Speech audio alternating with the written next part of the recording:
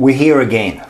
We are. We are here in exactly the same position we were maybe 5 years ago, maybe 7 years ago, maybe 3 years ago. I don't think we've moved one iota forward. In actual fact, I think we've gone backwards. And I'm now, I was trying to be positive this year, but now I'm sick of it. I'm sick of these people hijacking the club that I've followed all my life. You've got to remember something. This is our club. This is our club. It's not your club. It's not your club. The people who are running this, it's not your club. Remember that. You're lucky that you're in that position to run this club. You're lucky that you got the privilege to run this club and you're running it into the ground, because I believe you don't care. You do not give a fuck about the club or the supporters. All right? Because if you did, we would never be in these situations. I posed these questions last time and I'm going to pose them again. Okay? And guess what I'm going to do? Not only am I going to pose them, I'm going to write this to the club. Right? I'm going to write this to the club, and I want people, right? I want them to send me your issues, messages, and I will send them messages every day until this gets resolved. I'm telling you. And the first question I pose is, when you, Mr. Luke Sayers, come into the position and your board, right, that you weren't elected by the members, why did you try to hoodwink us members? Why did you try to do that? Right? We asked for our rights for a vote. That's all we asked for, and we went through the right procedure. We got the votes, we got the signatures, sorry. We got those signatures. We got the right amount of signatures. We got them in the right manner, and then your answer to us, the members who own the club, was you threatened to take us to court. That's what you did to the members who had the right to sit there and vote for who leads our club. That's the first thing. Second thing, why did you get the person, her lady, what's her name, Kinsley, Patty Kinsley, right? Yeah. After she runs the worst AFLW program in the business, did you make her vice president? I don't understand this. How can you, right, make her vice president and actually reward her for the efforts she done there? Third of all, why did you think that you should have been president when you were there, right, for the worst part of the club's history? In those last 10 years, we have been atrocious, and you were there at board level. Yet, you decided that you should be vice president. I can't believe that you went out there and you didn't think for the club first. The other thing was, why did you appoint Greg Williams as the director of football? What qualifications has he got? I don't understand. It's the most important job. Why? He was a great player, but don't tell me he's a football director. I haven't heard nothing from him. Zero. The other thing is, why, when the coaching selection panel did not give you the recommendation, they gave you who they recommended for the coaching position, did you go against that and go for Michael Voss? I want those questions answered, and I think we deserve those questions answered, because now I do not feel that this Carlton club is the same club that I followed when I was young. See, the Carlton that I followed when I was young, right, stood for pride, stood for winning, right? I feel a part. When I talk about Carlton, that's the club I feel a part of. That's who I kind of, associate with. The Carlton of today, I feel nothing for. I do not associate with it. It is nothing. It is just a bare skeleton of what the Carlton used to be. This is not the Carlton. And unfortunately, You guys have to take responsibility because you've turned this club into what it is now. You've turned it into what it is now. And all I'm hearing excuses. Just remember, everybody, this is our monologue. This is our jumper. This is our club. For him and himself and everybody around, 'cause he ain't got nobody to this end, to this end, to this end.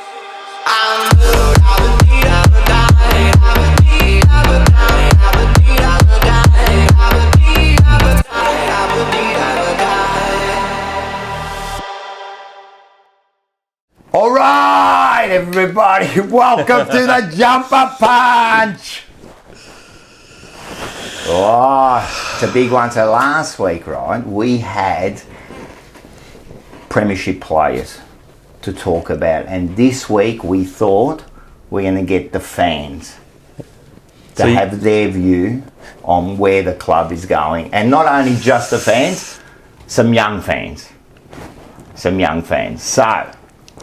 let's introduce us. We have got, who is it? Dylan. Who are you? I'm the unluckiest sports fan.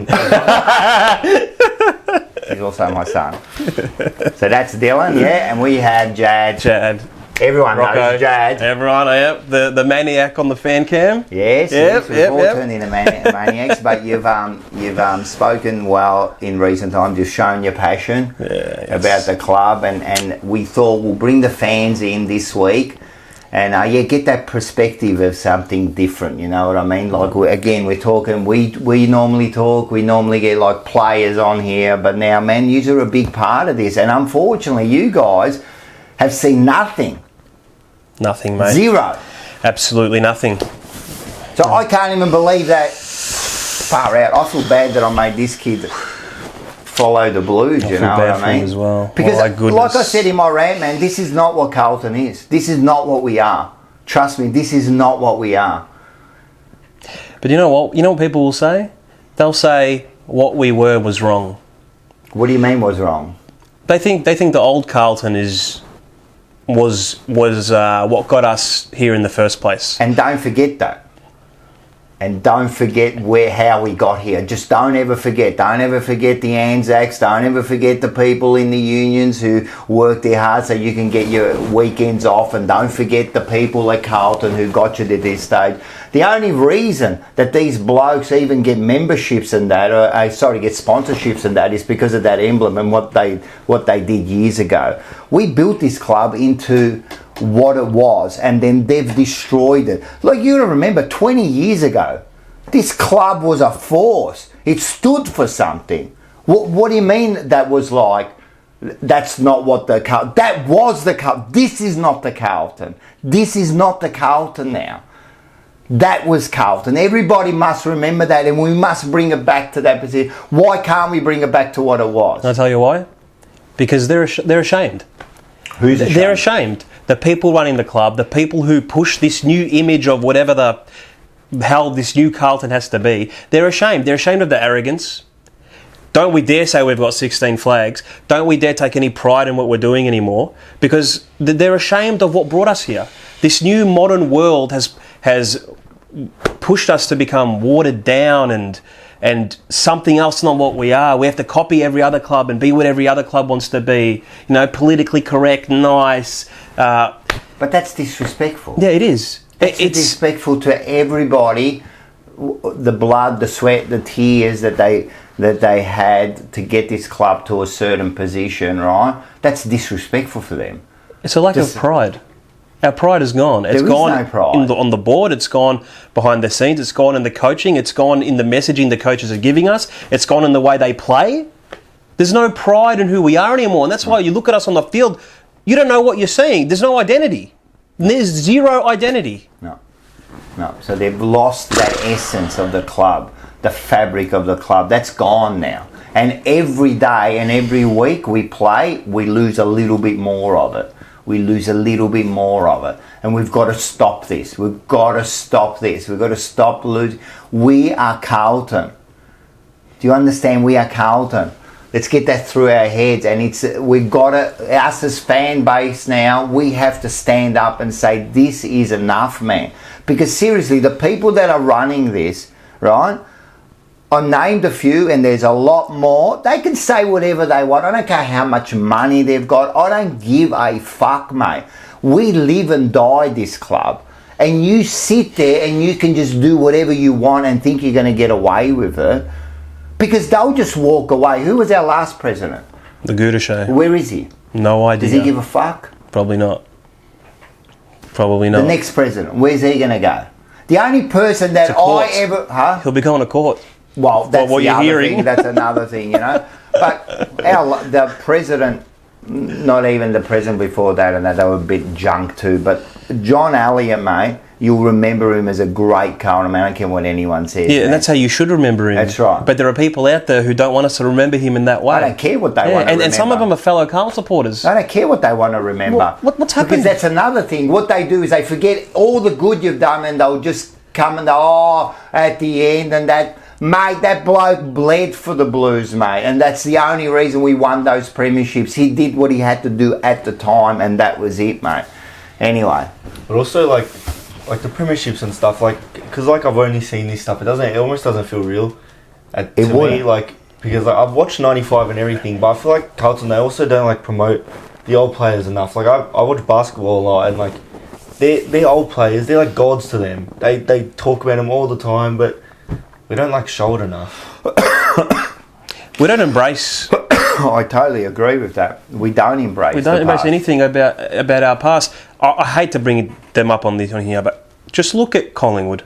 Hate it. Makes me sick.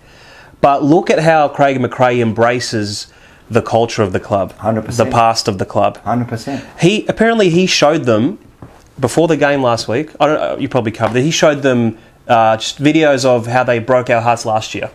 Yep. Do you think Voss showed us anything about... I'm not sure. I don't know what he's shown them. And if he is showing them, it's not getting through to them. Yeah. Anyway, listen. Excuse me. Let's get some coffees. Here we go. 1995. Hey, how you going? You could hear me from there. Yeah, I know. I know, unfortunately I've been ranting all the way from Sydney. Mate, that's another thing, man. I had to go all the way there to watch that merda. Anyway, let's get some coffees and some food, huh? Alright, yep. No delivery person again, man. Seriously, you should get a full-time delivery person. I don't want to be a fucking prick here, but what's going on here? Alright, see ya. Unfortunately, you're sitting in Paul's position, and you're going to have to do Paul's job. Yeah, well, big shoes to fill, Paul. All right, let's go. You can go and get it. I think I've heard him at the door, yeah. Oh, here already? Oi, yeah, they're all here right. already. Yes. Oh. So, how's it feel being on the jumper punch? It's alright. It's all right. It's alright. All right.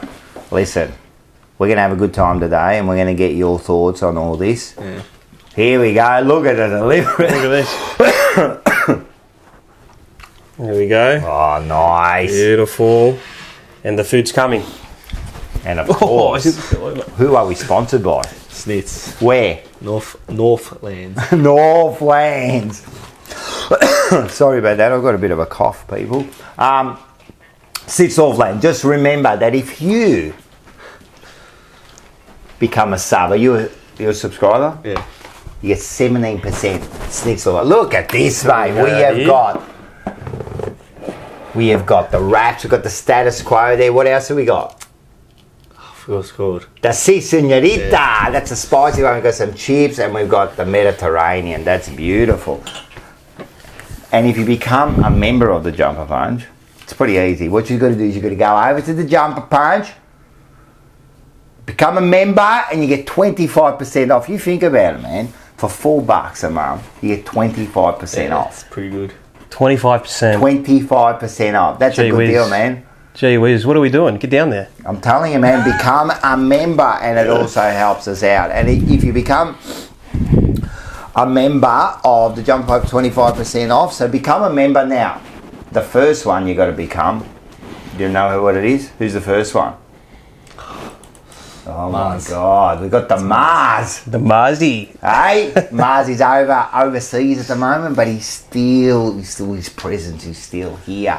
Marzi, So if you can become a Mars one, you know what you get? You go in the draw. Not only you get the 25% off, first of all, right? There's more.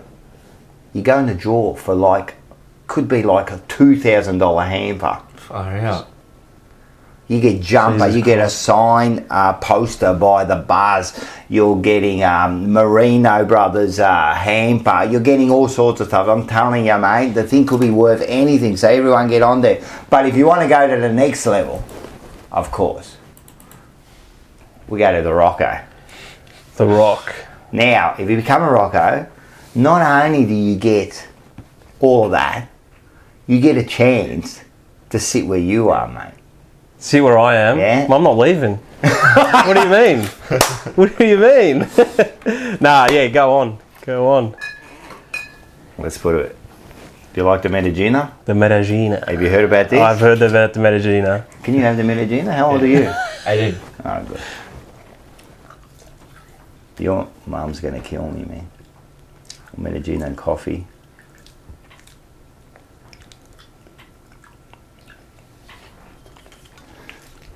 All right, let's do this. Let's give a cheers to the Blues. Cheers, you spuds.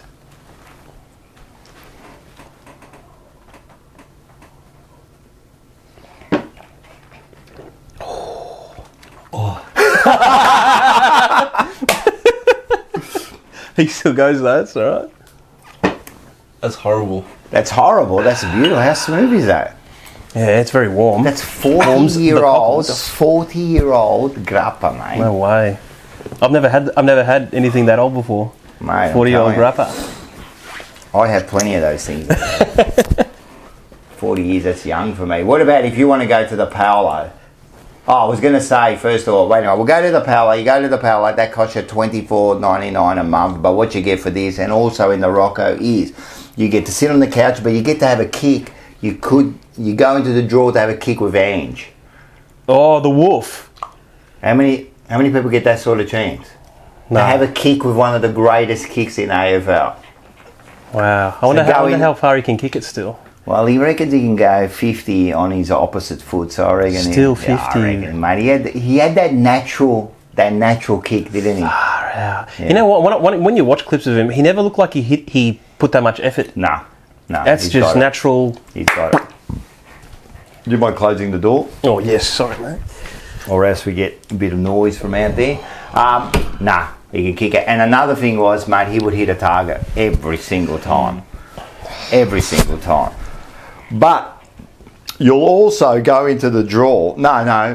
Not only the draw, you will guarantee get to come to us and come to a player interview, which we did this week. Yep. So we got one of our members to come in.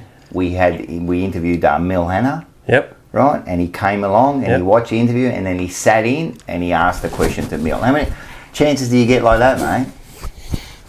Have a kick. You don't. You don't. You Talk to simply one don't. of the real champions who fucking like love this club. All right. Mil so- Hanna's my brethren as well, bro. What's that? He's Lebanese, the Mil. He's a Lebanese. Yeah, he got me. Do you know He's one of the. He was the first, wasn't he? He's the first Lebanese born. Lebanese born. Not just Lebanese Yep, player, moved here, Lebanese bang. born. Yeah. Now just remember, love if him. you do become a Paolo, remember Please, to sir. send us an email. Yeah. I want some more. Send us an email. To where? thejumperpunch@gmail.com. Very Because easy. how are we going to get in contact with you? So we can tell you where the interviews are. I'm not just going to put it out there and all these people rock up. It's a very special thing. So everyone, come up, send us the email, and you can come along to do that. And you'll see later on, because I've got a clip of the young man coming down and helping us yep. interview the Mil Hanna. All right. What else we got? So of course this week 8 o'clock. On the Wednesday, Legends of the Jumper Punch, every Wednesday. This week it is Milan Hanna. What a star he was. When you see the highlights, you'll see. Also, Blue Sunday is the new show with Peter Brown. He doesn't hold back. Man, if the club aren't watching that and seeing the disgust that these old players have, and that's a disgrace that they feel like that and they have to come on to shows to let you know how they feel about this club. So everyone have a look at a clip of this. On the head earlier, Joe. one of the things that bloody stands out to me in all of our games is the fact that we just cannot hit a target. No. Regardless of whether it's around the ground, whether it's in the back line, whether it's in the forward line, we just struggle to hit a target either by hand or foot, and that is a skill error. And who should be responsible? Who should be responsible and accountable for that level of skill? Is it the players themselves, or is it the coaches, or is it Michael Voss, or who is it? Squarely coaching. Even though the players have got to take some responsibility for themselves, it's squarely coaching. We discussed this last week about the fact that they're only allowed to kick a certain amount of kicks at training before their leg gets sore or something like that, and they've got to go off and all of that sort of crap. Makes you wonder. As you know, guys, I did the jumper punch on Monday with Alex Marcoux, and one of the players that could hit a player at 60 metres away at full tilt was Bruce Dool. He was an absolute master at it. And if he had the ball in his hands, all you had to do was make sure that you were in front of your opponent and he would put it out in front of you. Now, that's one of the things that we don't do going into the forward line. All right, you see him, man, again, he's not happy. And I'm going to say something about Peter Brady. He was on the show last week. In the last 4 or 5 weeks, everything he said has come to fruition, right? He said who he should drop. He said that he doesn't think that Cripps has got it to be captain. Maybe he's a good leader, but maybe he's just not that captain type. I've been hot on that lately. Yeah. Well, definitely. Like, that's delve more into that. Yeah, we'll delve into it. 100%. But the other show is Forever Rivals on a Wednesday. You got the 4 big clubs. You got the new star Manny comes on. Collingwood are flying. As I said last week, I'm trying to hold the Carlton Football Club together, but they keep disappointing me every week, and I don't know how much more I can defend this club. I don't know how much more I can defend. I don't know how club. you do it. I don't know how much more. We'll go into that. We kind of missed something here. All right, here we go. I'm going to show you this, right? Let's have a look at this. This is who came on. The poet. Now, this is who came on, to do the interview. What's his name? I've got it here, mate. Jared Allen Dwyer. Oh. So he came along. We were at Norths. He came along, met Milhana, did the interview. So that could be you. That could be you. Yeah, I'm just missing. And the Forever Rivals. Let's everyone have a look at what happened last week at Forever Rivals. Oh, boy. Welcome to Forever Rivals on the Jumper Punch channel. How's everyone going? Good evening. How are we, boys? Good evening. How are we, boys? Hey. G'day, Jamie. Yeah, he's All right, he's guys. one-eyed Magpie supporter. The old Jamie. Wow. It's We either love one Jamie. eye or one eye or one tooth or one gold chip. Yeah, So one of them whatever. three. Yeah, whatever. They can play football, though, can't Whatever. Hey? they? Yeah. Look at this one. My mum told me I was handsome, so then I married her. That's from your cousin. Obviously, thank God he didn't come to Essendon, because it would have been another saga for another whole year. You're right. So, look, obviously, it's probably a mental health issue, but I look at it as to say, if you've got a mental health issue, maybe you shouldn't have actually taken that role as a coach for North. We know he was your coach, so let's have a look at Richmond, what about the Bombers, mate? Take it easy, mate. You win one game, take it easy. I'll get stuck into you in a sec. You bunch of drug. Here we go. Hardwick coaching record. Here you go, mate. It's all yours. Yeah, well, the stats speak for themselves. He won a lot more than he lost. Lots of finals, 3 flags. It's, an incredible record for him to come in 2010 and within a couple of seasons with the list we had, he got us into the finals 3 years in a row. I think we knew we had the right guy, and then obviously 2016 came around. Everyone thought he was gone. A lot of people were calling for his head. The club stuck fat with him, and I was one of the people that thought, I don't know if getting rid of all your coaches is the right answer. I wanted to keep him just to see how he went, and then the rest is history. So incredible. It's a tough. I fell for you. What's this one? Don't worry, Mark. The jabbers are going okay, mate. So I don't know if that's a jab to you or not, but.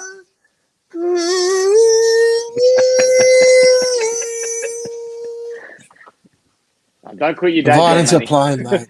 The violins are playing, mate. That's football for you, mate. You win some, What's the next game? you lose some. There you go, guys, mate. I'm telling you, man, it's just fireworks in there, man. Everyone's trying to get their little bit in there and that. And unfortunately, as I said, with the Pies, man, I'm trying. I'm bloody trying, but that was the worst violin I've ever heard. On that. He's terrible. He's terrible. So everyone catch that 7 p.m. on a Wednesday, Blue Sunday, 8 p.m. on a Sunday, and Legends of Jumper Punch 8 p.m. on a Wednesday. All right. Oh, one more sponsor we forgot. Top Dog. Top Dog Liquor. They sponsor Rocco's Rant, which was at the start of the show. So thanks to Lyndon Hosking, Commonwealth boxer. Did you know that? No, I didn't. He was a Commonwealth boxer, mate. Bronze medalist in the Commonwealth. So great man. What a great man. All right. You know, everyone knows what we're here for. We certainly do. Isn't that a good word? What's euphoria? That was 95. Wow, world of Carlton. Yeah, Dylan, can you pour some water for everyone? All right, so there was a game, Sydney v Carlton, 11-11, 77 to 6-15, 51. Can I say in the last 4 weeks, I don't think we've kicked more than 8 goals. And we kicked something like 41 points in the last 3 weeks or something, so... But apparently defence is our problem, so maybe we don't know what we're watching. We'll get into that. How about we just get into this one here first of all? Let's have a look at some stats. And I find this a little bit alarming because we actually either win or draw a lot of the stats. A lot. And yet, we end up where? In the losing end every single time. If you look at this, inside 50s, 59 to 52, so we win that again, right? And I think we won it the last... I'm telling you, and if we didn't win it, we were very close the last few weeks. Hit outs, again, we win that. Clearances, we win it. Stoppage clearances, we win it by almost double. Marks inside 50, 11 to 11. Tackles, well, they had more tackles, and you could probably see that on the night. And tackles with inside 50, again, we win it. Clearances, it doesn't look like we would win in clearances. No. But you do, and I said this last week. The problem is with winning those clearances. We actually win the initial clearance. It's what we do after we do that. We don't set up properly. There's no one to give the ball to. So even if what are they considering winning the clearance? That first initial possession. Well, that first initial possession is normally to a bloke that's a metre away. Yeah. Now, is that method? Is that coaching? Is that coaching? Is that connection? To me, that's it has to be coaching, man. It's got to be coaching. I don't understand how we can win those things and then we can't. So, as I said, initially we do well, but then all of a sudden we fall away. We fall away when we go further. We don't spread enough. We don't spread anywhere. Like in the defence, in the forward line, in our clearances, and I'll show you some highlights later, and you'll see the way Sydney spread. I don't understand. They don't know how to switch. Whenever they switch, they're just way too slow in switching. We've never switched properly. Never switched properly. Not in the last 6 years. And we always try to. Never happens. Well, we saw it, and you were there, Dylan, because we went to the game, unfortunately. We went to the game. And you saw, what could you see? You could see the way. I don't know. Coaching is definitely a thing because so we get the ball in the thing, and then say Walsh gets the ball and Kennedy's right next to him. He just gives it to him practically, but that's not his fault because they're not spacing out properly. It can't just be it can't be the players. It's the way they set up. What's he meant? Where else he's meant to go with the ball? So that is the question now, right? You see how close, and you'll see in a couple of the highlights I'll show later, you'll see how close they work, they get sucked into the contest, and they've got no way out. They've got no way out, and they're doing like 2 or 3 possessions within a couple of meters, and they get caught, So why is that? My theory is, honestly, you're going to probably think I'm bloody crazy, but I think that's instruction. I'll tell you why. Voss, from day one, contest, bloody contest. So when we get the ball, I don't actually think the method is to find a way out. Okay? Maybe at centre bounce there is, but stoppages around the ground, if you look at it, and I thought about this on the way here, as you said, it's a handball, no further than what we're sitting right now, or to me, to Rocco, right? Oh. It's a handball, and then they hold it in, they wait, they allow themselves to get tackled, create another stoppage. So a part of me thinks that half of what's happening out there is instruction. It's absorb the tackle, create a contest, boys. Create a contest. But then what's next? Create a contest. But then what's next? If that's the instruction, right, then what's next? But that can't be the instruction, because it's not just like, it's only like, I never see teams do it. It's every other team. They always have a player or 2 players sitting out, they get the handball and run off. But is that trust then? I think it's method. They don't know where to stand, so it can't be like... I think, yeah. See what? That's why I think it's instruction.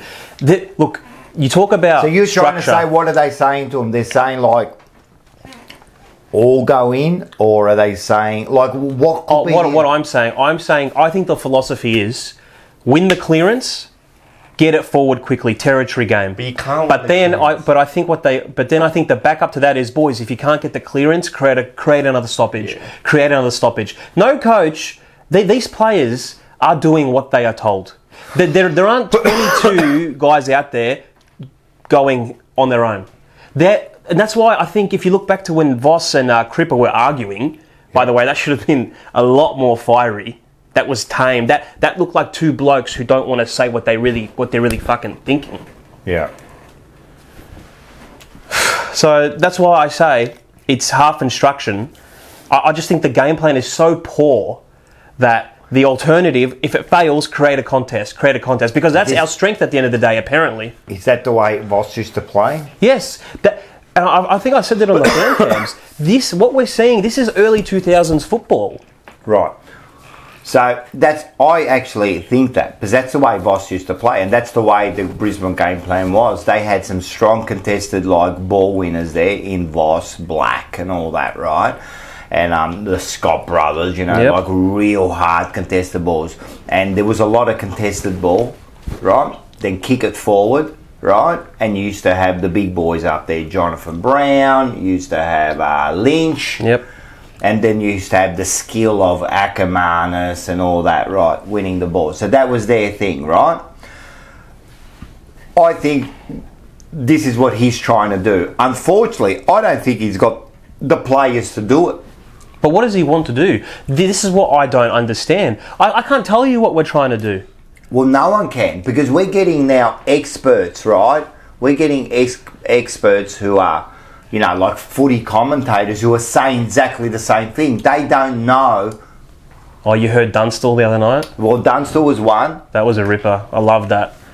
And this is a guy who set up Hawthorn on their way to their 4 flags. So I think 100%. This guy knows what he's saying. 100%.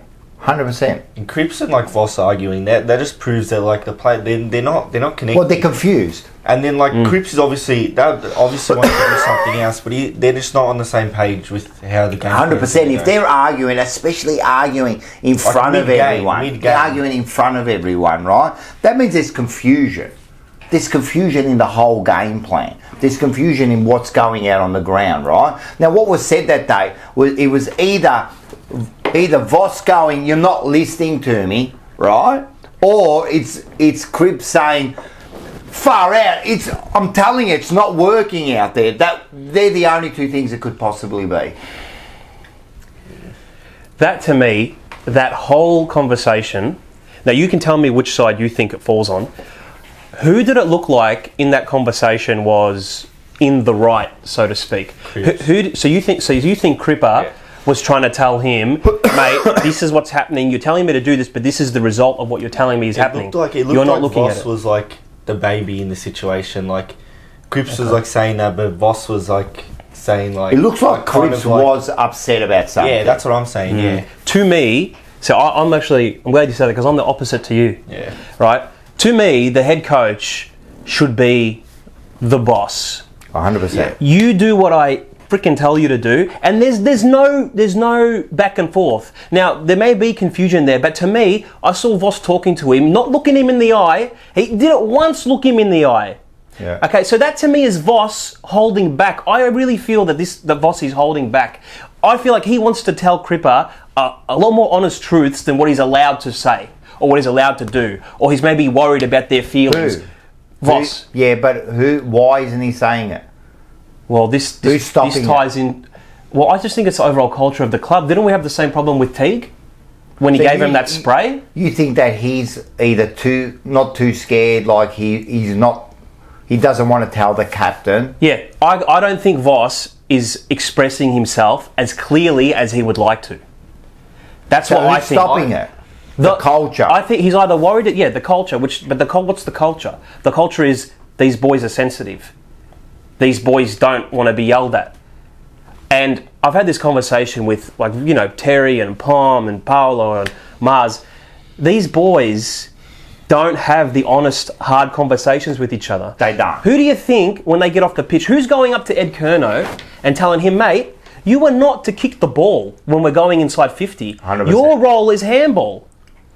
Who's going up to Jacob and saying to him, mate, your lack of decision making right now is destroying any chance we have at transitioning the footy. Well, hesitate. So they don't. It reminds me of watching the boys. I don't know if you've worked in an office, Rocco, but it reminds me of how you have to behave in an office environment. Yep.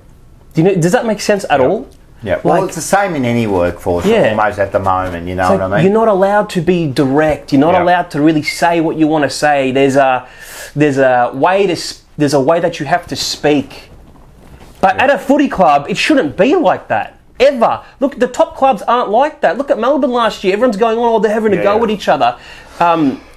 Stephen May told Jake the Snake Malcolm that we wouldn't have if you played in the team, we wouldn't have won that flag that day. Yeah. But you need that. This is football. 100%. This isn't a call centre. 100%. And that's what I think we're missing. And that will tie into Patrick Cripps if he's capable, and then the coach. Well, if it does tie into like the leaders, because I've always questioned my question is who are the leaders on the ground? In theory, who is it? It's Cripps. It should be. Who should it be? No, but who is it? Well, we don't know. And this, that's the problem. Now, if you've just answered with I don't know, we got a problem. Yeah. Because your answer should be quick. You should go bang. That's how our leader is. Who's our leader in the background? In the back line? It should be Jacob. But who is it? Yeah, but exactly. Right, who's the leader in the middle? You say, it should be, but then we're even questioning Cripps. Who's the leader in the forward line? No, there actually isn't one. There isn't one. The forward line's good. And if we're asking those questions, we have got a big issue. Because we shouldn't be asking those questions. We should know straight away who the leaders are. You look at the other clubs, and again, we'll talk about that shit filth, right? Let's go. You go, who's the leader in the middle? Pendles. Straight away. Yep. Who's leader in the back line? Moore. Forward line, it's probably Myercheck. Yep. Well... See what I mean? How quick you answer that, and that's not even your side. And we're going, I don't know who the bloody... It should be Cribs. What do you mean it should be Cribs? Again, the players spoke about this last week, the ex-players on the ground. You know what they hate? They hate when you do a mistake and they give them a high five. That would never have been done in the old days. And you keep going, but that was the old days and that. It worked. It worked, mate. I'm telling you, if you do a mistake, I've got to come up to you and go, mate, don't do that again, mate. Do not do that again. Do you understand? No, well done, or not well done, but next time. No, next time, because there might not be a next time. And this is the conversations I don't think they're having. Right? In the old days, again, you know why I talk about the old days? Because I am the old days. And that's when we were successful. So where else am I supposed to go to? Where else? They used to have the hard conversations every week, mate, and they weren't scared to tell each other. And you know what? The people that they told didn't get offended. They would take it on board. They would take it on board and then they would take it onto the ground. You know, and this is what I can't see. You're right. Who's telling Ed Curnow? He's the oldest bloke there. Who's telling Ed Curnow he's not doing well? And then another thing, how can Ed Curnow go up to like Hollands and tell him, what are you doing, when he's doing the same shit? Yeah. That's it. That's it. And then, but who off field is driving this? Like, if I was the coach, I'd love to be the coach for one day. I would be saying to them, Ed, you're not to kick the ball. You are solely not to kick the ball. If he kicks the ball, Cripper, you're the skipper. Go up to him and let him know about it. That's it. Let him know. I don't care if his brother's here. I don't give a shit. 100%. 100%. And it doesn't look like that is happening. It looks like it looks like. Well, there's and no it sounds leaders. like, If you've got no one leading this side from the top to the next level to the next level, I'm telling you, it just falls apart, because then you get anarchy. Everyone just does whatever they want to do.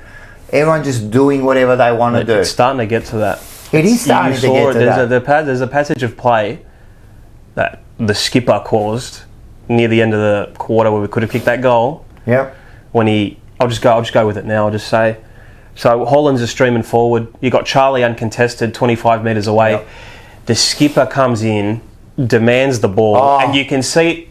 It was the worst. We said it. Why did he give him the ball? Because he Hollands is a kid, right? This is on Cripper. No, and I don't blame him. Yeah, Can you imagine like him, like if the skipper's coming past and go, mate, give me the ball, you'd probably give it to him. Yeah, you have but to, you haven't got that kind of like you haven't earned that right yet. You know what I mean? But that's where a good leader doesn't 100%. put the kid in back that to spot. like Collingwood, Dave Pendlebury and stuff. That's not all our fault either. Because like besides Cripps, like he's not really. How can you call him like a leader? He has no experience. Pendlebury has all this. He's like a veteran. We don't have a player like that. Well, that's the club's fault too. Then besides, like I don't even know. Like, could you call Cripps a captain? Like, who else in our midfield? You couldn't name one person that could actually take him. But he's too young, I reckon. Yeah. You're going to ruin him if you gave him the captaincy? Yeah, I wouldn't give him the captaincy. Yeah. You know, I'd give the captaincy to Curnow. Charlie. Yeah. I'd give him the captaincy. Dude, mate, give him he's the gun. He's the one who's going to win you the game. The sticks, I'm not saying he's a sticks, don't get me wrong, mate. Sticks was sticks, you know. But he could be that. I always say, look at fucking Darcy Moore. 3 years ago, I'm going to get rid of him. Yeah, I remember fully those days. And remember when they made him captain, I laughed. I like an idiot at the start of the year. Hey, shit, mate, his club. Yeah. What a bunch of bananas, mate. I was thinking, it could be the best. No, when they were going to trade him, I was thinking, I was laughing and stuff. And now he's All-Australian defender, captain of the club. But it's ridiculous, and this is where it all stems from. Like, we have not got leaders. They're not getting leaders into the club. You know what I mean? We need those people to lead. We need these people to lead these, because seriously, they're footballers. They need to be led. They need to be led by people, and the leaders we have got have achieved nothing. Can I just say where I am? Like, it's probably controversial. It might come back to bite me in 2 years' time. I hope it does. Yeah, right. I hope this comes back and proves me wrong. But I'm at a stage now where I've seen enough. I've seen enough of how Cripper leads. I've seen enough of how Doherty leads. I've seen enough. They're done. I agree. It has to change at the end of the year. And if they don't like it, they can piss off. Exactly. Pay him out. Let him go. Because I've seen enough to suggest in the biggest moments, this Cripper, and I love him individually as a player. I love him. But we love him. We all do. He's inspirational. But time and time again, in the biggest moments, he makes the worst decisions. Yep. Every decision he makes in big moments kills the team. Same with Doherty. It's time now. But Cripps, that's he it. doesn't have to be captain. Like he's still 100%. even if he's not captain, he's still going to be a leader of the midfield group. 100%. He's still a leader. Just let him play. Let him play football. You know who brought it into my mind? I got a Richmond supporter who I feel he's got a good footy head on him, so he's not really enough. And I asked him about Cripper, and he loves Cripper. This guy always goes on about Cripps. I asked him, what do you see as an opposition supporter when you watch him? And he said to me, what I honestly see is I see a guy who is the best player on the team. Yep. But he can't. But he's not the captain. He shouldn't be. All he simply is the best player. 100%. That's it. 100%. And he probably doesn't want to be the leader. He probably doesn't want to be the captain. So I think he does, but I honestly think his ego is too big. We've all got an ego. Well, it's time to take that away then. No room for that. So there's time to take that away. Again, let's talk about the filth. They made Darcy Moore captain. Yep. They took it off Pendlebury, yeah? Has it affected Pendlebury? No. He's still a leader. Of course he is. He's just not that. Of course he hasn't got to hold that title. And it's time to give it to someone new. And these are some of the little mistakes we are making. Like, they seem little, but it's picking those leaders. Like I'll go back. In 1986, we got fucking Sticks Kernahan. In 87, we had Mark McClure. We had Wayne Johnson. We had Kenny Hunter. These are triple premiership players. He got rid of Mark McClure, right? Because we had Sticks and that, and he knew it was time to go, right? He could have made Wayne Johnson captain because Mark McClure was captain in 86. He could have made him. He didn't make him. He could have made bloody Kenny Hunter captain.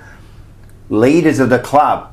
What did he do? He picks a fucking second-year player. I know he was a bit older, but he picks him and he gave him that responsibility to become captain, and he led us to a premiership. I'm not saying that's going to happen, but sometimes a good leader has to see who is the right person to lead this club. Who is it? Who's got the attributes to lead this club? Who has got it? I don't know yet, because I don't know him like that close. I don't know them, but what I'm saying is that's not my job. It's their job to work out who's going to lead this club. You know what I mean? And unfortunately, I don't think it's Cripper at the moment, and that's one thing that we can fix. I don't think they'll change it either. They'll keep Cripps. I think they will. Yeah, you think they will? Yeah, I think they will at the end of the year. I don't think they will. Because I think that it's affecting his game that bad at the moment. That I think the best thing for him. But then, if you make Kerno captain, is that going to put pressure on him and affect his game now? It could, but that's where we've got to work out: is he the right person to do it? Is it going to lift him to the next level? If it's not him, you have no one. Well, then they'll make Walsh captain, and I don't think they should make Walsh captain. I used to think Wiedering was the one. Yeah, that's what I was going to say. It looks like it. Not right now. No. But no, you're right. I think most of us thought Wiedering's the guy. Because if you look at history, captains who play in the back line tend to be the best captains because they see the game in front of them. 100%. And another thing on Cripper, I don't know. I look, this is just me theorising. I don't know. But what I see when I watch him, I don't think he understands the game on a deep enough tactical level to hold us together when things get tough. Yeah. Because we've all seen it, when the pressure comes, they crumble. Who was holding the structures up? Who's shouting and pointing? Well, that's exactly right. There's no one. And the point is too, when it comes to that moment where we need that leader to stand up, they keep failing. Cripper keeps failing. Doherty keeps failing. Kicking the ball on the full. Yeah, he gets himself 30 possessions and that. But there are times when, like he did it against Collingwood, he did it against Melbourne last year. They were critical mistakes. Cripps missing those goals last week against Collingwood. That kick that he did, like that's really you're 30 metres out and you can't go back and kick for goal straight. It has to be like an embarrassing kick, right? So they're the points where a captain, a leader would sit back and go, this is, and then in saying that, like fucking Kerno with that shitty kick he did, in that last quarter where he kicked it, like he rushed it and it went like, the low one. He should have sat back, man. These are the points. But in saying that, like he's got a lot better this year, I remember like seeing Cripps, he like actually be a captain and lead the team was Brisbane. 2018, 2019, I remember. When he kicked the 4 goals. 4 goals, 40 disposals, 40 points down, and he won and he did it a bit last year. He did it a bit last year at the start of the year. He was kicking goals, you know what I mean? Like, he stood up, he kicked some important goals last year at the start. Like, he was kicking a lot of goals, So, But he keeps failing. Hey, you want to look at some highlights? Yeah. And we can go over these and have a look. This was the first one. This was the... Oh, look how early it is. Now look at this. Look at the space. And even though they stuffed it up, right, watch this. Look at this. Look how he just easily ran through and they end up kicking the goal, you know what I mean? It's not Look at this again. Look at this. Look at the space this guy's got, man. See, and look at the way they that's spread. so bad. When do you see Carlton spread like that? Well, that has to be. You don't. That's got to be trust. That's got to be trust by the player. Yeah, trust that his team's going to win the ball. Yeah. So I'll be ready. Yeah, That's and hold your nerve. Hold your nerve. Stay there. Look at that, and then like that. See, just doing that stuffs up everything. So see, I don't know who's running to him. That Carlton player. Yeah. He had to leave. That's Buddy in the middle. That's right. So say he didn't smother it. Buddy would be open. He kicks it right to him. 100%. So they for sure have got a free man back here somewhere. Yeah. And you're right. He's left this player here, and he's gone to run here. So now you've got an open man there, yeah? Yeah. And look at this now. As I said, look there. Look at that. Ah, see. And then look at that. It's like we just like. And this happens time and time again. We have a look at this one. This is the golden goal. This is actually so bad. Look at this now. Look at this. Look. Oh my God! We just ball watch every single Sucked in. time. We just get now this is the sucked perfect in. example, and I'll show it again. And watch this, right? This is the perfect example, right? We get sucked into the ball. Now, look at this. 1, 2, 3, 4, 5. Right? We'll keep on going, and another 2 there. So we had 7 players there. You can see Saad. 7 players. Saad runs in to get the ball, and then he realises, like, you're not like. Why are we getting so many people in to win that ball? Like, what are they doing? Right, and then you could see what happens. Look at this one, but then he's not the only one free. Who's number 1? There was 3 people open. Whoever that was, he was free also. You know what I mean? Like, it's just what you were saying before. It's like they're confused of where to stand, who to go to. You can see by Saad running in and then quickly turning back and realising, because they don't know where to go. They just go for the ball. Sucked into the ball there. They just go for the ball. Again here, look at this. Look at the... I actually remember that, and I saw him open. I knew he was going to mark it. We knew he was going to mark it. I mean, that's a mark. What can you do? But I mean, where's the spoil there? And if you look at that again, just quietly, well, this is something we never do, right? Watch this, right? If I stop it here, look at the space in front of him to run into. Yeah. Sydney create We that. never do that. Yep. We never create this sort of space here. No. And he had somewhere to run into, even though like he didn't run right into it, but he still had somewhere. And look at this, we had 1, 2, 3 people trying to spoil the one person. It's just like we can go on. Oh, I want to touch on that as well. Look at this. Oh, mate. This is what Saad should be doing. Thank you. Oh, my God. And look at this. And then again, the space again. Go back to when they went to like go tackle him. Which one? When they went to go tackle him on the same video at the start when Saad and Motlop. Look at that. It's like they throw themselves on the ground. Like they don't try hard enough. Yeah, their tackling is pretty poor. It's so bad. Their tackling is like pretty poor. Like what is Doherty doing? Like I said, I know it's hard, but far out. And look at him. You He could takes do it better on. than that. This is what Saad should be doing. He just doesn't do enough. Tell me something. Why isn't he doing that? Yeah, look, I think it's instruction. So it's instruction to They don't what? want him doing it. Well, that's pretty stupid. That's the only weapon we've got. Whoever's made that decision should lose their job tomorrow. The amount of times... Look at the weapon, mate. As soon as that sort of pace, and what, is he any quicker than bloody Saad is? The amount of times that Saad runs past for getting ready for the handball and we don't do it. And then we should be looking for him.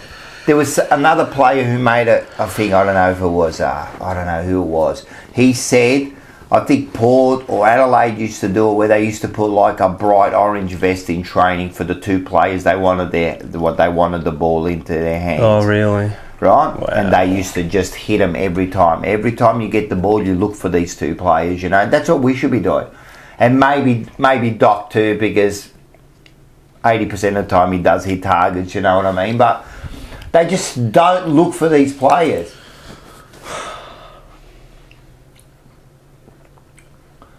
Look at this. What do we got here? It's Charlie. Look at this. Look at this. Look at And then look at this. Wiedering. Look at this. Now, what I wanted to show there, watch this, right? We're going to watch this again. All right, so there's a bit of a dispute here. All right, so fair enough. I don't care. You get the ball. Oh, go back. You got to go back. You got to go back to that hesitancy to close him. All right. So if we go back to this. Right, not here.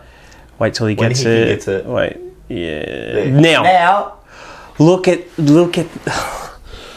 All right, so they're not attacking. Now, what I want you to watch this is watch the intensity of our players now after he releases the ball. Watch this. Look at this. Yeah, they've They given give up. up. They've given up. They've given up. It's Now, so bad. could you have got that ball? Maybe not. Maybe not. I reckon you Could you put the pressure on him? Yeah, you could affect the Pressure. snap. That's what's that? A 35, 40 metre snap. They jog. You could You affect should it. never jog. Never. We go to this one here. Look at this. After he gets it, again, Oh if you my God. notice, there was Do you see- 7 players around the ball. Do you see that handball that they did? We don't get open like that. We all go for the ball. That's We right. So don't there's get never open that like that. outside player. There's never that's that what our out. small forwards should be doing. Even our midfielders should be in that Well, the position. small forwards, that's another discussion, because those small forwards, seriously, if we have not got the worst small forwards in the business, Bad. Motlop isn't fast, and in actual fact, he did work fairly hard in he that did first. all right. He did all right. He did all right.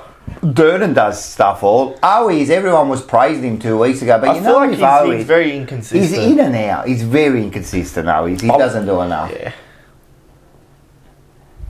Look at that. Oh, this is side bottom last year. And look at this now, Holy bang. That's exactly what it was. Is that not side That was bottom last almost year? identical to last week's Sidebottom and Dacos, who was on the thing. Look at this again, man. Look at this. Look at this. Look where he is. Right? And now, if you stop, Holland, what he did was he got sucked in to covering the mark, and that's where that player got free. That's where that player got free. He got sucked in. But that first player should And have look at been him. free anyway. So Holland, what he did was he ran to that player and then ran back to his man. What's going on there? That's confusion. yeah, the first player should have been open anyway.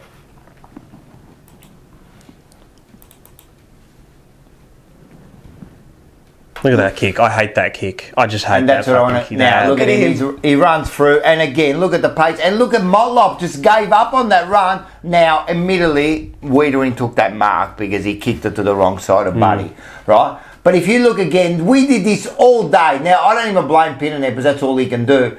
But you know, Cripps did that nearly fucking 5 or 6 times. He Yeah. got the ball and just booted it. Lucky there's not a roof on that ground, because we would have hit the fucking roof 20 I think times. it was like the first, that time when he got straight out the middle and he just Yeah. He won it, and the first thing he did was boot it. But it's not like they're not lowering their bloody eyes.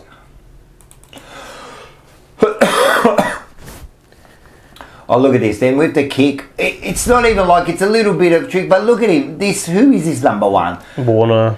Yeah. Warner. That's him. How many times is he free on his own, mate? Like, there's no accountability by these players. Oh, and again here, he got like, all right, he was ball watching, he got beaten a bit, but did you see that? And he kicked it properly. But if you look again, I don't want to blame Doherty, but look at this. There is that. He gave up. All right. Was he going to get him? I don't know, but he gave up. And that doesn't that go through the team? Just giving up when you you don't think you can get it, you just give up. But you never give up. Never give up. Because what happens is you run, man, you put that little bit of pressure on him. What happens? little bit of thing that feels like he's behind him will make him stuff. Of course. Scream at him. Like, do something to put him off, you know? And we'll have a look at his last one. Oh, and Hickey, isn't that Hickey? I just showed that's one of many. This is Darcy Moore all over again, mate, man. I don't want to see it. Yeah, but I hate that. Just kicking it straight to play. What kind of game plan is? I mean, for the last 3 weeks we've been saying, stop doing that. Stop doing that. Like I'd almost say to the players, right? I said this last week. I'd almost say, don't kick it to Harry and Charlie. Do not kick it to them. Do not kick it to them. Well, everyone knows that's what we're going to do. Then don't do it. Then don't do it. Then don't do it. Kick it to anyone else but them. Do it. It's and being there again this week was so frustrating. I can't believe you guys went. No, it's so Terry. It's the same. Literally, you're watching the same match every single week, and you are. And I'm telling you, during that whole game, like we were always like a goal behind. We never like really in front, so I never like really felt we we're gonna win the game. Like, I was just thinking like they kick one more goal and it's over. Like, well, that's how I feel. At every moment, I feel we're 1 or 2 goals from the game being over, right? And this is only 3 goals down, and I'm thinking it's over. It's a 2-goal rule. If it's over 2 goals, I got no faith. It's over. And then you look at Collingwood; they 2 goals down. That's nothing to 5 goals is nothing. They never stop. All the other teams never stop. It's us with 2 goals down, we lose. Now, again, if we're thinking that, don't you reckon they think that? Now, they actually started the game not too bad. Yeah, it looked okay. The pressure was on, but it looks like that soon as they got those goals, Sydney, and they kind of the pressure starts, they revert back to their shit habits again. Confidence dips. It's confidence. They just lose. And it's also, I believe, it's game plan. Because if they're not confident in their game plan, they're never going to continue on with it. You know what I mean? So if you're confident that this is going to work, you'll continue to do it, but they don't. Because it just happened so many times. They just kept kicking it to the content. We were sitting, you know that wing that they played on for the whole game, right? Yeah, the far side. Yeah. We were on the other side. And I said to him, mate, the ball has not been on this side for the whole game, mate. Every once in a while they come over there. They just kept playing it there. Every single match they pick a side to kick on. They just keep going that side. It's always that left side for some reason. It's that left side, or depends on which side I suppose, but it's always that far side. The other thing is you see them, they will take a mark. They never look within. There was many times, and being there was an open player running from the back line, right? Even if you've got to kick it back a bit, right, and open him up, just come in on a different angle, for crying out loud. Stop kicking it to him. Come on a different angle. They just don't do it, mate. They're not looking. Again, why is that? That's game plan though. Because if they're not looking, because they know players aren't going to be there. Because that's if you look at other teams, what do? They get the ball, right, and they quickly look. Not only do they quickly look to their position, there's a player there. So not only do they look there, the player knows to be there. We don't. It's all kick and hope, contested ball, kick and hope. And lucky that Charlie's actually a half a decent fucking mark, right? That we get a few marks out of it. Yeah. Can you imagine if he played in a team that uses the ball well? All of them. What about Walsh if he played for like Collingwood? See, but that's why it's coaching. It's coaching. And look at Setterfield and Stocker. They're not setting the world on fire. But holy shit, don't they look like much better footballers now? Yeah. So do you reckon, like, you know, like those short kicks they stuff up and stuff? Is that because they're not working on it enough in training? No. Like, how are they just stuffing up these little kicks then? No, I reckon it's because they're not. I reckon it's the pressure and it's the worrying of getting it wrong because they're not confident. They're worried to get it wrong. You look at Wiedering, even though he played a good game last night, there was like 2 kicks that he did right in front of us. That one in the pocket, remember? One after the other, he missed a target 20 metres away by like 2 or 3 metres. And even when they do find a player and they miss him, they always miss him behind. They never miss him like forward of play. If you're going to miss it in front, right? It's always behind. They take a step back to get the ball. By the time you do that, man, the opposition are already onto you. You know what I mean? You've got to be that quick, you know. And I just think they're missing these targets because they're not confident in this shit game plan that we've got. They know it's not working.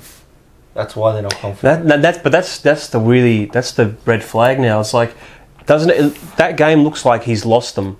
Yeah. Well, I don't want to say that. I think he lost the players a few weeks ago. But that Friday game, that reminded me of what was the game before Teague got sacked? Essendon? I don't remember. I can't remember. Or maybe it was before Bolton got sacked. It was a loss to Essendon, and it felt the exact same. And I actually said they lost Teague at the start of the year when they first got sacked. Yeah, you did. I said they lost him. You can see the way they're playing, and this is very similar now. They're very similar. I just think this game plan, it relies on a lot of low percentage chances going your way. Of course. Big contested mark. It goes our way, we're on. Big intercept. It goes our way, we're on. But everything is low percentage. But do you think because they got the big forwards who take the mark, that's why they're doing it? They go, we've got the big mark, let's use it. Yeah, it obviously is, but... It has to be. Yeah. It has to be. But it shouldn't be. That comes down to the coaching. You shouldn't be thinking like that. Look, pre-season, let's think realistically, all these coaches are smart. They're not stupid. Dumb people don't get in these roles. No. Do they not think all during pre-season, hey boys, teams know we're going to go to the Twin Towers? But you think so? So don't you plan around that? All right, so when they did it against Collingwood, right, and Sidebottom said it after the game, right? Oh, when he laughed at us. He laughed at us, and he said it after the game. We knew what they were going to do, right? So this week, right, you think, all right, maybe he didn't know they knew. Maybe he thought, you know what, they don't know what I'm doing. Maybe he thought he was too smart, boss, right? But now an opposition player has told you, we knew what you were doing, right? So what did they do against Sydney? Exactly the same thing. How does that even make sense? You think like this week they go, you know what, we're not going to do that. What we're going to do is, mate, Rob Barassi did it in the 1970 grand final where he changed it halfway and said, everyone handball. If I see you kick the ball, I'll take you off the ground. I want you to handball. All I'm saying is, wouldn't you say, all right, they know what we're going to do, right? Let's change this up now. What we're going to do is we're not going to kick it to them, or we're going to go wide. First thing we're going to do is we're going to look on the inside. We're going to try to go. And the other thing, they never take that kick. They never take that chance kick in the middle. They're very scared. Can they take the kick? I've seen them take the kick before. Yeah. I've seen them do it. So why don't they? I think they're worried. Do you think there's been an overcorrection? I think so. I think Voss got a bit, and the coaches got a bit worried at the end of last year. Yep. Everyone was saying stoppage. That's all you guys can do. So they've dialed it back too much. But it doesn't seem to be stoppage now. No, that's what I'm saying. So they've dialed it back to try and make us more of a transition team. And it's not working. Yeah, and it's not working. No. Because we don't have the players to be a high transition side. No, and we don't have the work rate. We don't have. Well, this is the other thing. Has he got a game plan and we just haven't got the right players for it? He just can't execute it the way he wants to because they're just not the right players. Yeah, but to me that will fall back on him because he should be smart enough to identify what he has. What can we do? What can't we do? But that's a good coach. Exactly. That's a good coach will say, right, we can't do this. What we'll do is we'll do this. Yeah. Yep. But he's not doing that. Yep. Look at Luke Beveridge. Okay, I don't know if you watch a lot of Dogs. I love Luke Beveridge. This guy makes more changes in game and week to week than I've ever seen. Well, he tinkers and tinkers and tinkers. Well, that's opposite to Voss. Yeah. We're not proactive in anything. Anyway. Anything we do. It's like well, I said this like a while back. I think half the people in the club know we're not there yet, and I think the other half think we are. Yeah, of course. Yeah, I get that feeling, and it just seems like we think internally, oh, the list is good enough. We'll just play our way. We'll play our way, boys. Let's play. Let's do what we do. But we're not good enough. But we're not. No. But also, like, shouldn't you be planning for opposition? We don't seem to. Last week when Darcy Cameron was a late in, everyone knew that was going to happen for a week, for 4 days out. Yeah. So what did they do? Did we not know that? No. No, we knew, but what did we do about it? No, we didn't do anything. No, we did nothing. We didn't do nothing. And As you a think that's the coach- time to bring in, like, the other ruckman. Yeah. Oh, you would have thought.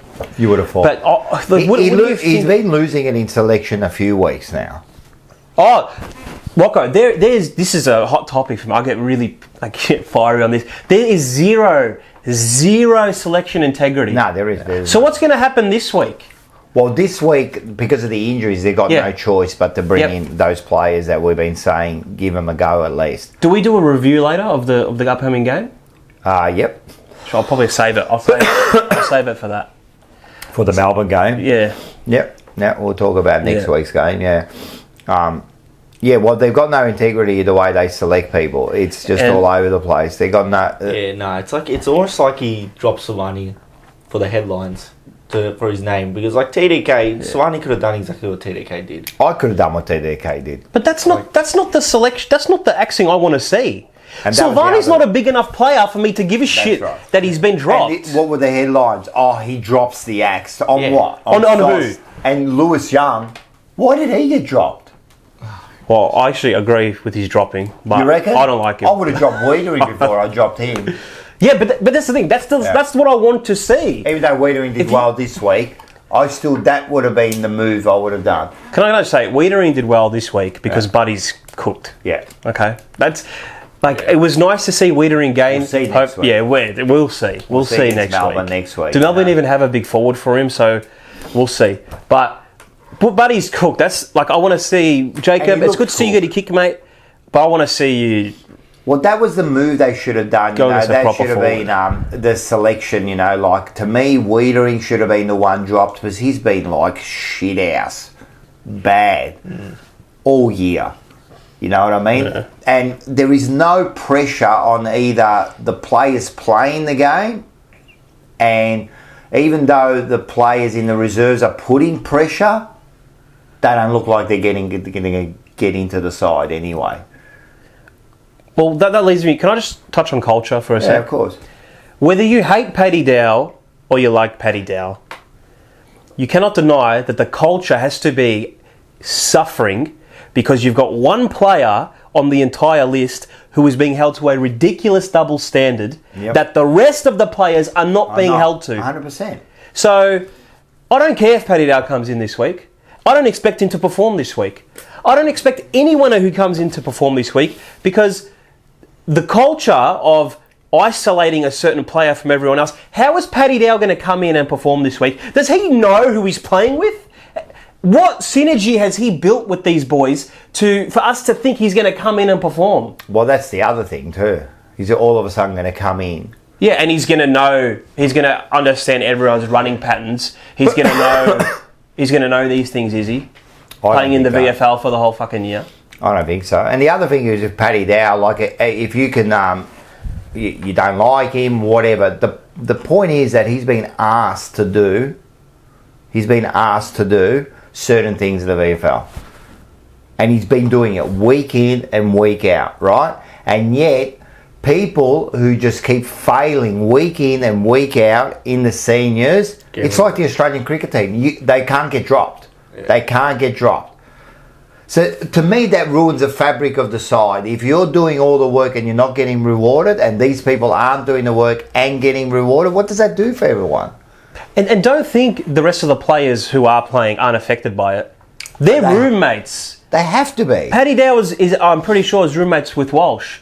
Do you think Walsh looks at the team sheet, right, and he sees Dow not in, clearly in a week when Dow should be in, and he doesn't think to himself, bullshit. That's bullshit. You think Walsh doesn't think that? I reckon he does. And then of course do he you think does. they talk? Do you think they'll go? Of course they talk. Like if they're mates, they would be going, bloody hell, I don't know what to do anymore. And then Walsh doesn't know what to say. So all of a sudden, now there's this awkwardness between everybody. Yeah. Because it should be simple, this. It should be simple, this. There should be a team. If you perform, you stay in the team. If you don't perform, you go out of the team, and they should accept that, right?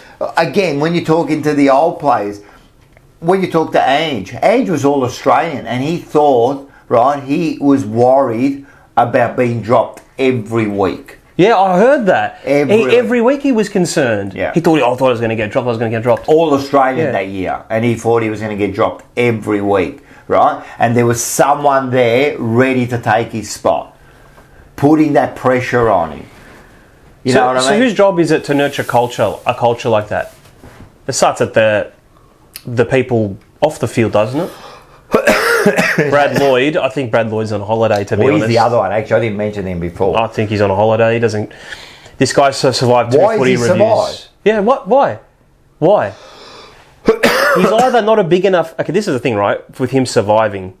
He's either not a big enough presence to be noticed in these reviews. Do you know what I mean? Like, they're looking at his performance like, oh, it's all right, he's okay, he's not... He hasn't really said anything or done anything. And that's a bad thing. He should 100%. His presence should be huge in these reviews. That's huge.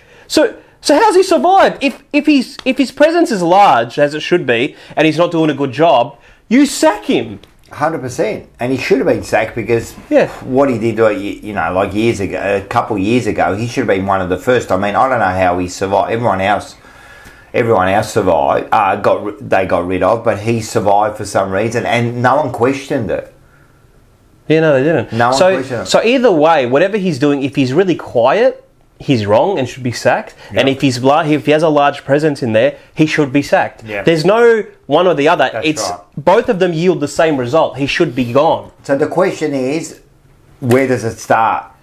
Like the culture change. The board. I don't care. I've heard people say, the board doesn't really have that much influence. The board doesn't really affect these things. Of course it affects these things. It's the same board. For how long? Well, it is. It's exactly the same board for the last 10, 12 years, right? And, well, if you think for the last 10, 12 years our culture's been shot, right? And what's the constant there? Yeah, the board. The board. So, and what? There has to be responsibility by these people. If you're running a company and you notice that it's shit house, it's running to the ground and that, and you're the constant there, like, how can you not take blame for this? Like, it has to start at the top. The leadership has to start at the top, and it slowly filters down to each person. Right? The top leader should have good leaders around him. That's what makes a good leader. And then those leaders should have good leaders around them. And then it moves onto the ground. And man, if these people are seeing that these players are seeing that this board and this club is just falling apart, do you reckon they give a shit? I mean, they'll get to the stage where what's going to happen is, trust me, everyone starts caring. When they first get there, everybody cares. But I think they get worn down by the end. They get worn down.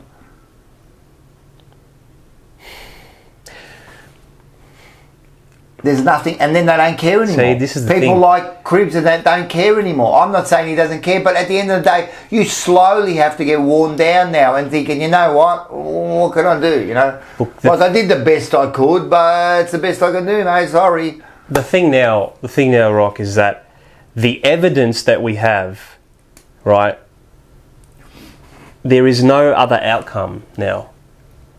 There's no other outcome. I'm sorry for anyone who wants to keep the faith and all this stuff, but the based on the evidence in front of us, and I'm sick as a Carlton supporter of not looking at the bloody facts, right? We have this thing as a supporter base, not everyone, but where we want to justify every single decision that comes out of the club.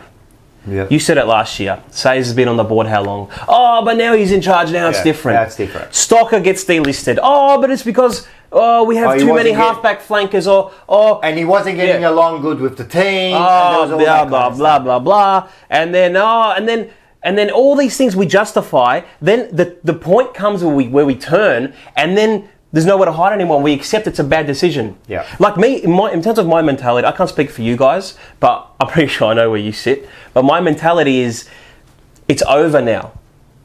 Now it's fixing it. I've turned. That's it. The evidence is mounted. And I was one who justified Sayers last year. I wanted to give him a go.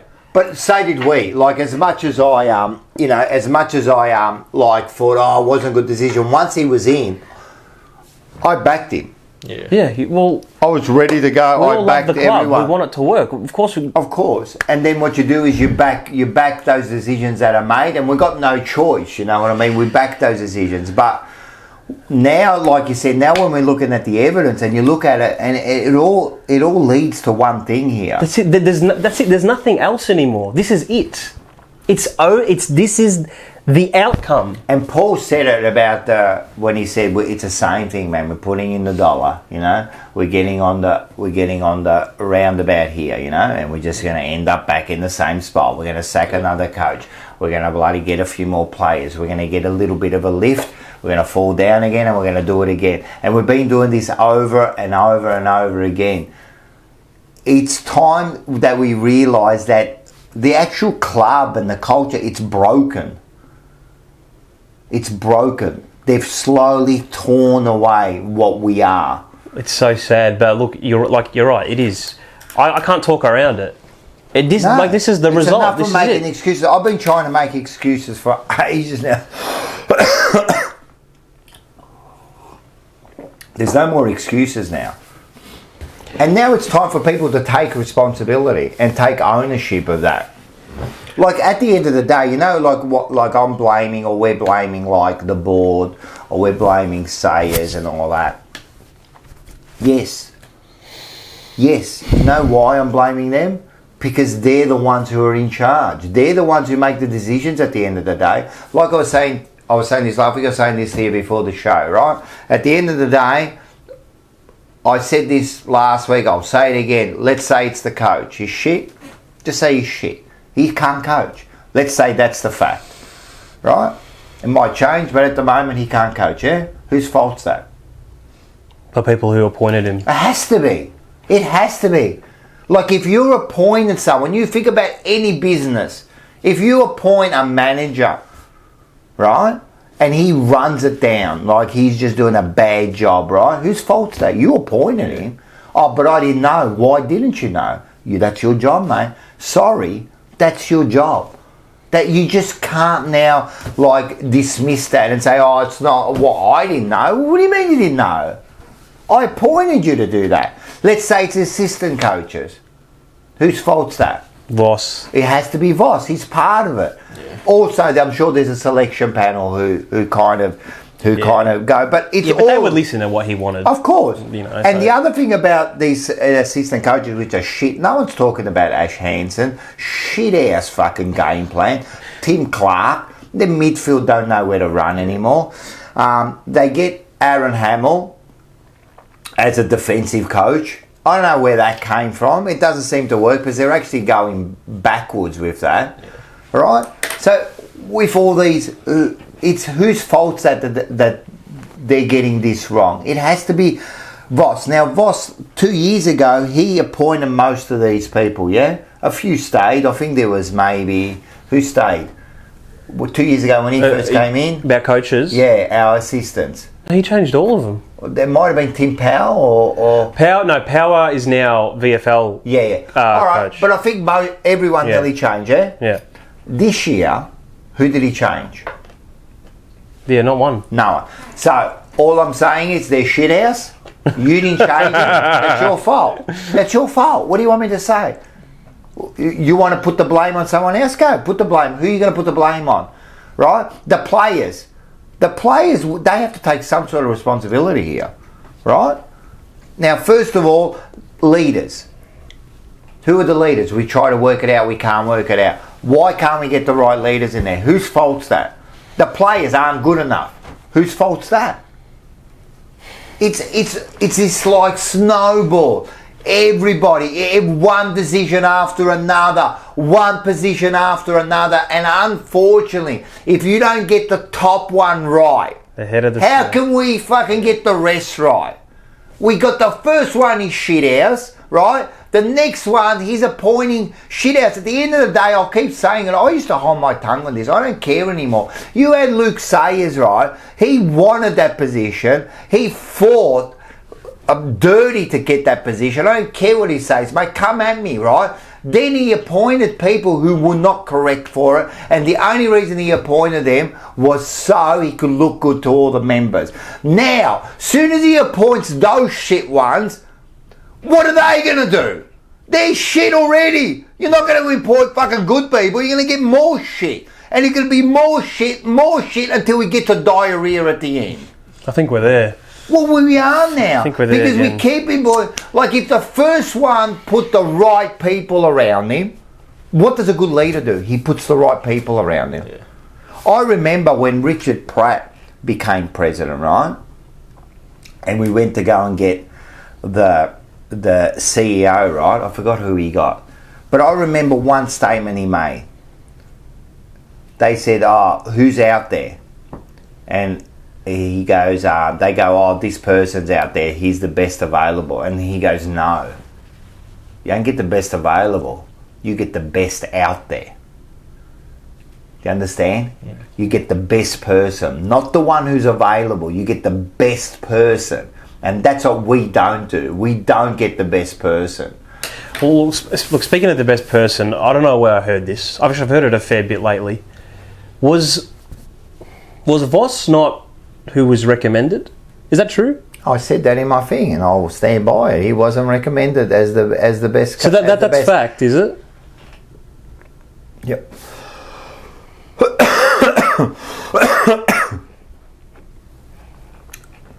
And so it's a big lie. It's a big lie, is it? So it's a big lie. I get these morons calling me up. Renew your membership. You want to upgrade. But I've been lied to. How can he be the best? Is that what I've been told? About it, even if without that, right, and he wasn't recommended, you think about it. Who were they after for the whole time? Clarko. Right. So they couldn't get him because he didn't want to come. And you got to think about, that's another thing. Why didn't he want to come? Looking back on those comments, he knows it's a rabble.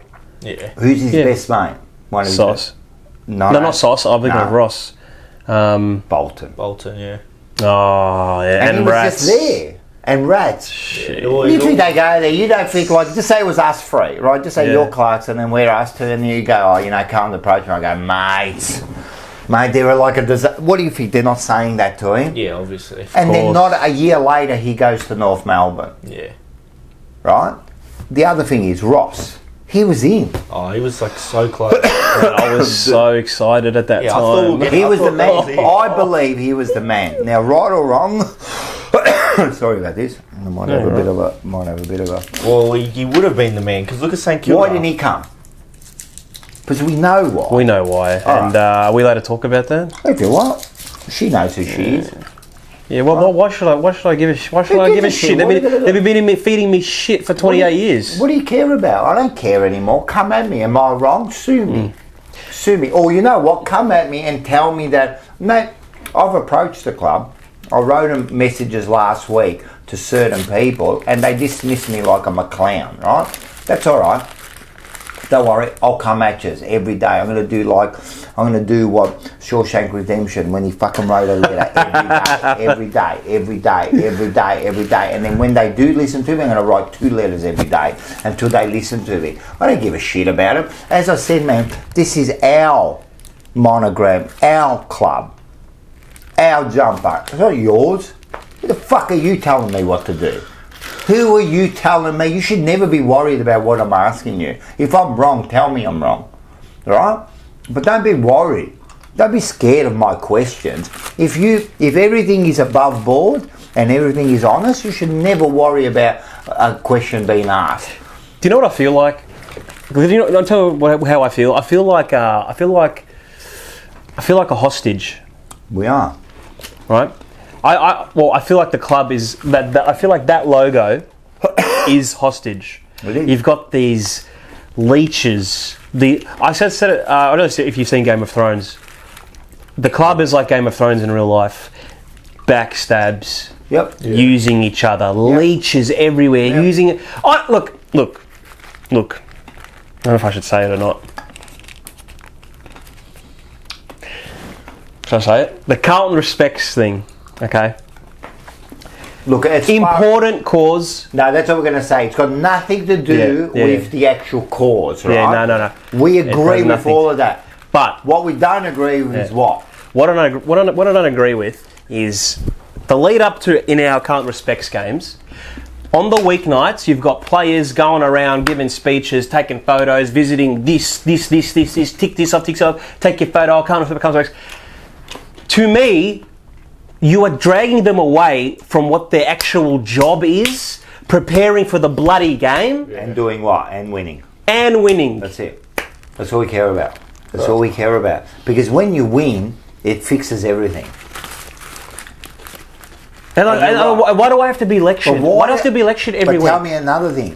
Why are they doing these causes and dragging players away because and something putting it on happened. social media? No, not only that. I think it's a bit of a distraction.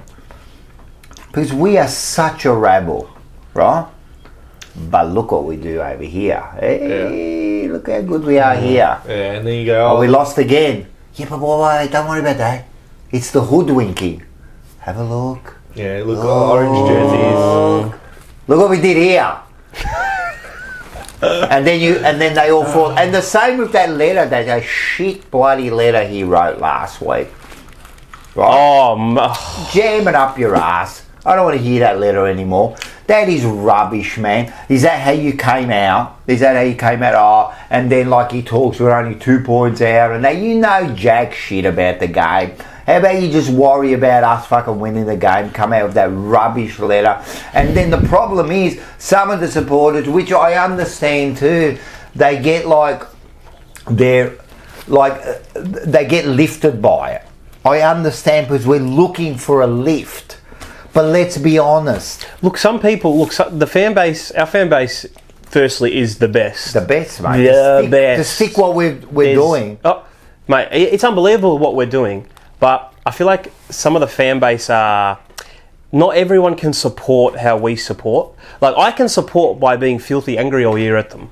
But some people need, as you said, they need that lift. They need hope, something to cling on. We want the hope because we love the club so much, mate. We want them to do well. And this is the problem. We're putting these people in charge who have got our future in their hands. So what else are we supposed to do? Look, I've given you like the reins to it, right? And I want to win. What else am I supposed to do, man? I'm supposed to, and then we just grab onto any little bit of hope.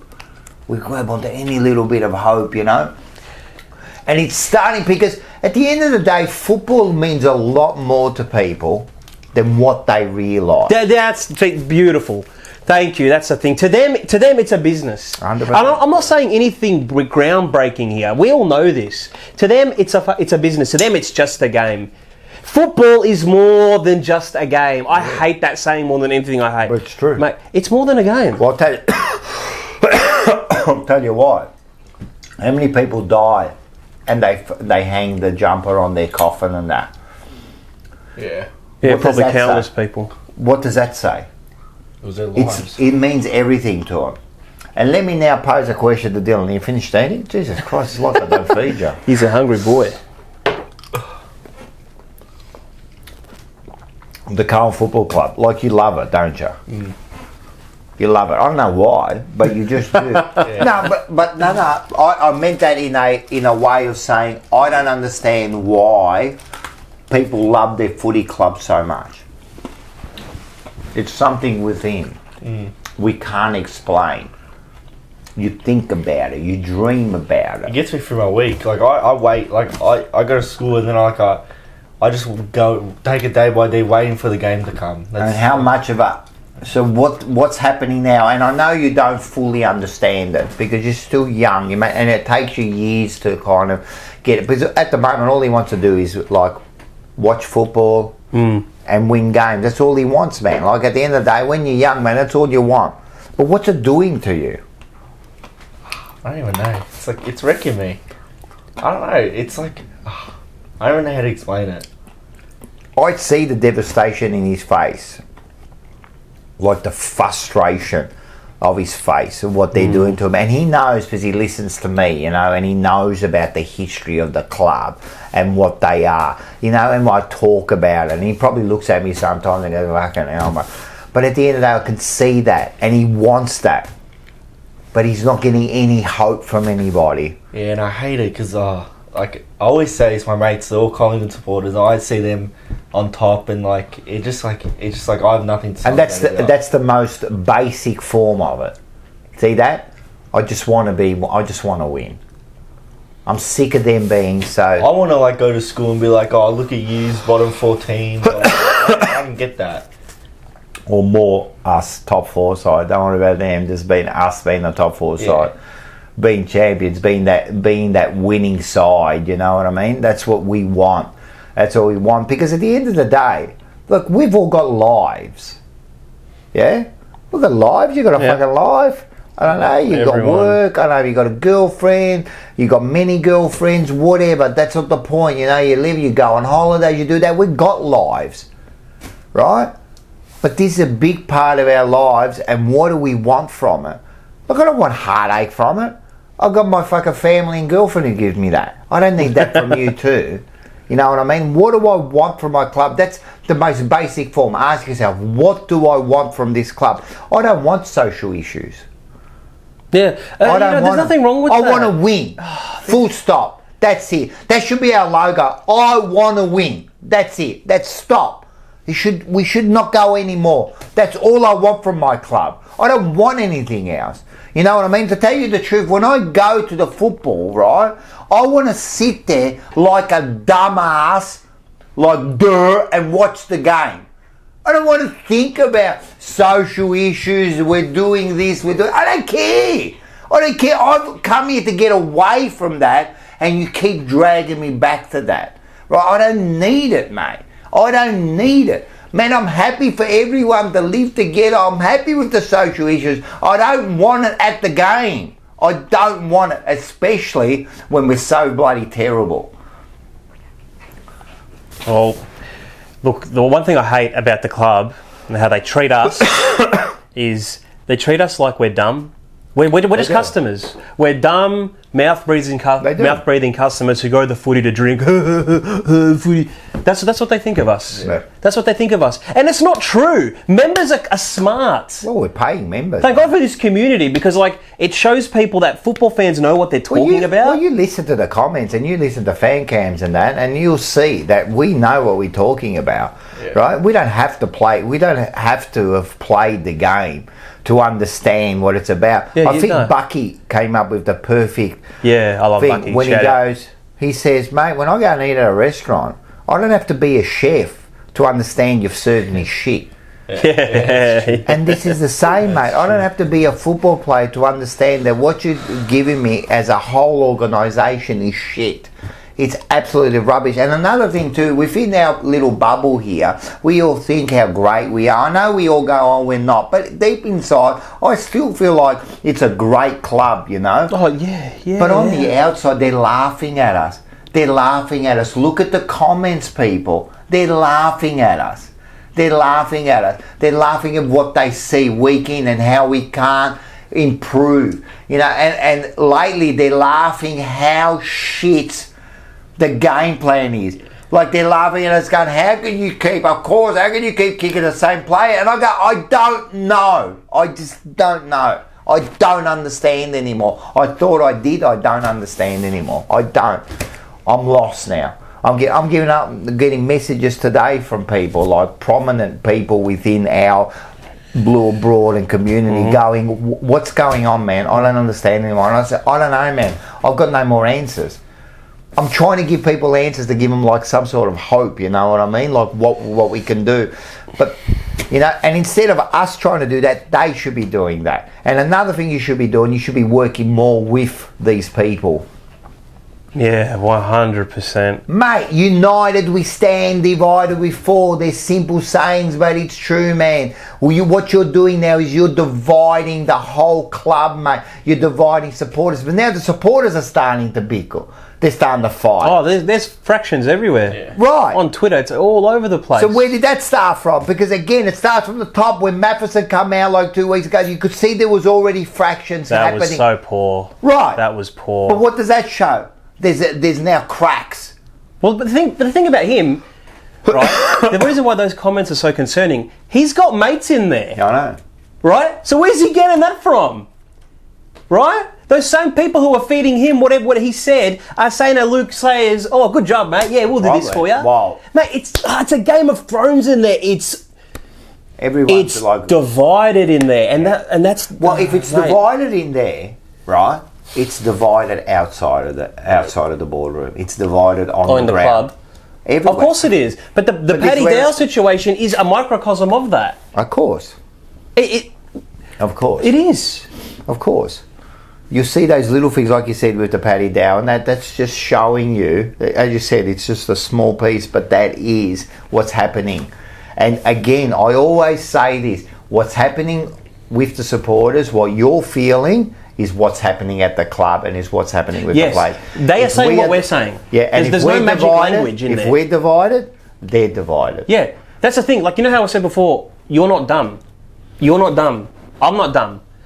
What we are saying, those players know. There's no magical football language that as soon as you walk in the door, they don't speak like how we speak. No, they're saying what we're saying. They're thinking what we're thinking. And that's I think that's where people get a bit lost. It's like, trust them. They know what they're doing. The four walls. Bullshit, the four walls. Bullshit. They're human. They hear it. They go on Twitter. They see the comments. Yeah, 100%. So don't tell me that as a member, we don't know what's going on and you got to trust the process. No. Bullshit. Bullshit. Yeah, exactly. Sorry for swearing. But. No, 100%, man. It's bullshit. I'm sick of being told I'm dumb. I'm sick of being told that I don't know what's happening in there. Nah. It's the way they dismiss us. Yeah. That letter was dismissive. And his tweets, Luke. I'm lucky I'm not on Twitter. Get off the Twitter, mate. We don't need you there. I'm not the first person to say this. I don't need you to tell me to come to the game.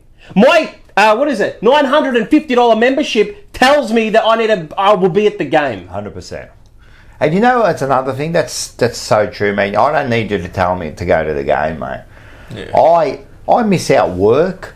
I swap my shifts just to get there, right? Now, I was saying to Dylan when we were coming back from Sydney, I said to him, you know what? Maybe I won't go to the game this week. And he goes, really?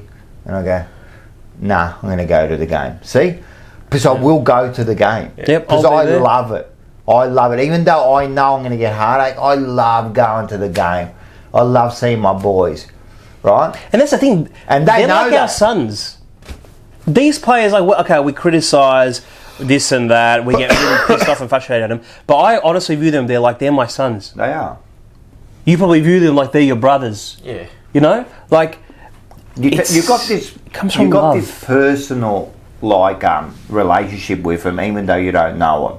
Right. So to me, the team is like my personal, like you said, my personal sons, man. Like, I think to myself, and I'm sure you think the same, no one loves Carlton like I do.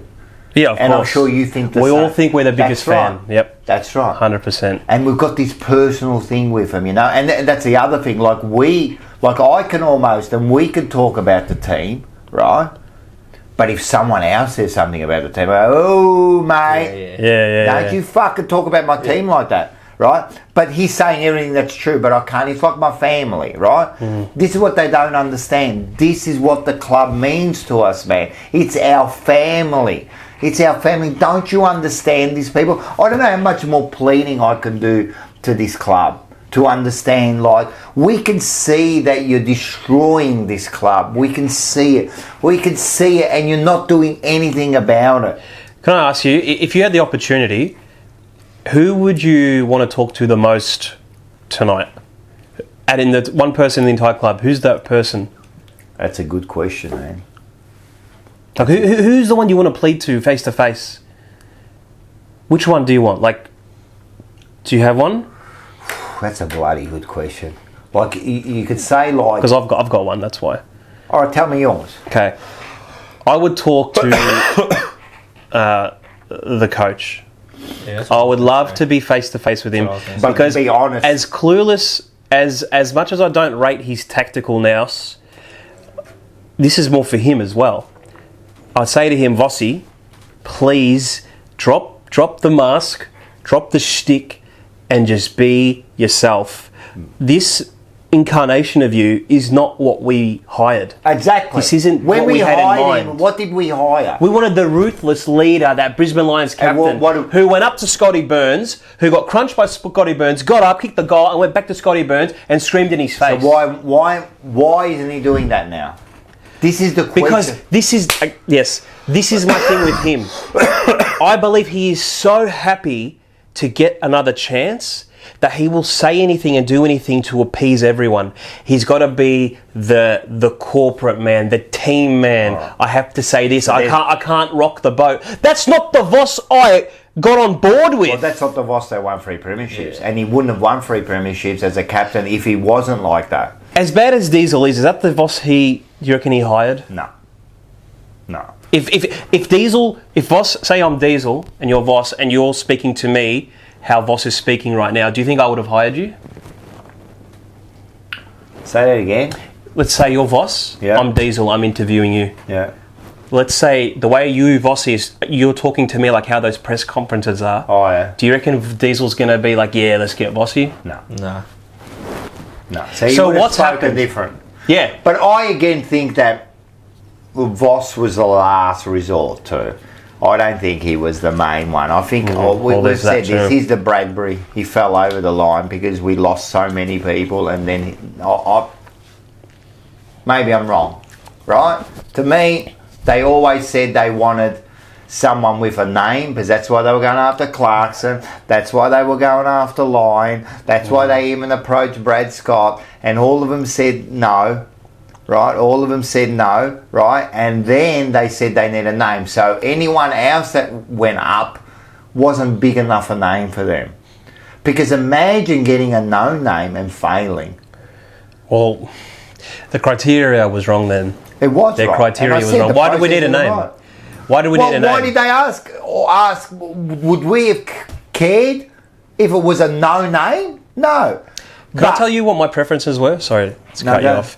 So, first I wanted, obviously everyone wants Clarko. Of course. Okay. Then when it became apparent it was Ross, I was like, yes, Ross. Not for his tactics, not for all this stuff, and I'll touch on this a bit later as well. It's for his, that personality. The personality. So this group, also the experience and that. At the end of the day, man, like the bloke coached 2 teams. And then when it wasn't Ross, I was like, okay. That's a bit cringy. I'm like, okay. No. Kingsley or Voss? I say this now because I've said it so many times on Blue Broad, and I'm not trying to be like I'm right, because he may have failed, but my personal preference in a coach was Kingsley. Because it follows the modern day trend. Look at 10 of the last 12 premiership coaches. They're all first-time, untried, modern day coaches who are tactically, they have high level of nous about them. Well, he was the best tactical applicant. Yeah, he was, so much that they offered him the senior assistant position. 100%. And what a slap in the face that 100%. is. Mate, we're not going to give you the job, but he is the number 2. And they offered him good money for that, and he said no. Yep. So that's how much they thought about him. But to me, and again, like this is what's coming out. Like you can see it in front of you. It's not like I'm coming over new. Again, like he was the best, but they had to get someone with some sort of like name behind him. But for what? For who was that for? For them. For them? It's always for them. But what good does that do? Like Voss throughout the league is known to not be good in the tactical department of the game. In my mind, I don't understand how you can hire a coach who is known to not be competent in tactics. How is there a coach in the league who's like that? I don't know. No. But the way I see it is that these people that hired him were doing it just to like smooth everything over, make themselves look good at the time. Well, then they screwed us all over, and now you can all lie on your beds and fall on your swords and lose your jobs for it. I don't care. If this continues, and there is another sort of action from the fans to the board, and there's like a spill, I'll be there. I'll see you all there. We have to. I'll see you all there. But all I want is, I don't want a board spill. I don't want any of that. What I want is the right people in the right positions, and I want us members to have a say in that. Yeah. And the way, but you know, that's all we want. But the way they've set it up, they've locked us out. Well, at the time, there was no choice of who was going to run this place. They decided. We had no choice. Why couldn't we do it? What is it? The what is it? Fucking The ticket. No. Well, not only a ticket, but what I'm saying, isn't it the way of the world when we put different people fucking go for the jobs and then we decide? Politicians, that's the way they do it, isn't it? Oh, like we do a votes. It has to be, doesn't it? You put up what you put up your ticket, you put up what you think, and then we decide. You know what I mean? The other thing you were saying about about Voss, right? And about what were you saying about if who I could speak to, right? Yeah, who would you? Yeah. I would speak to Sayers. Yeah? Okay. I have to speak to Sayers. And what would you say to him? I would ask him, right, the questions I asked at the start. Because I think that's the root of everything here. This is the root of the whole club here, right? I would ask him, right, when you were going to become president and the option came where we could have voted and you could have allowed that, right? You threatened them with court action, right? Why did you do that to the members? Why won't you give us our rights? What are you scared of? Look, if you were the right man, I would stand there. I say, I am the right man. And if the people choose me like a king, I will then rule this country, right? Instead of going, no. Yeah, Right? I'm safe. It's mine already. I'm going to say this. No, I don't want any challenges. Let's stop all challenges. What do you mean? Right? That's what I would ask him. Because if that's the case, right, because I told everyone the day that happened is the day they hoodwinked everyone.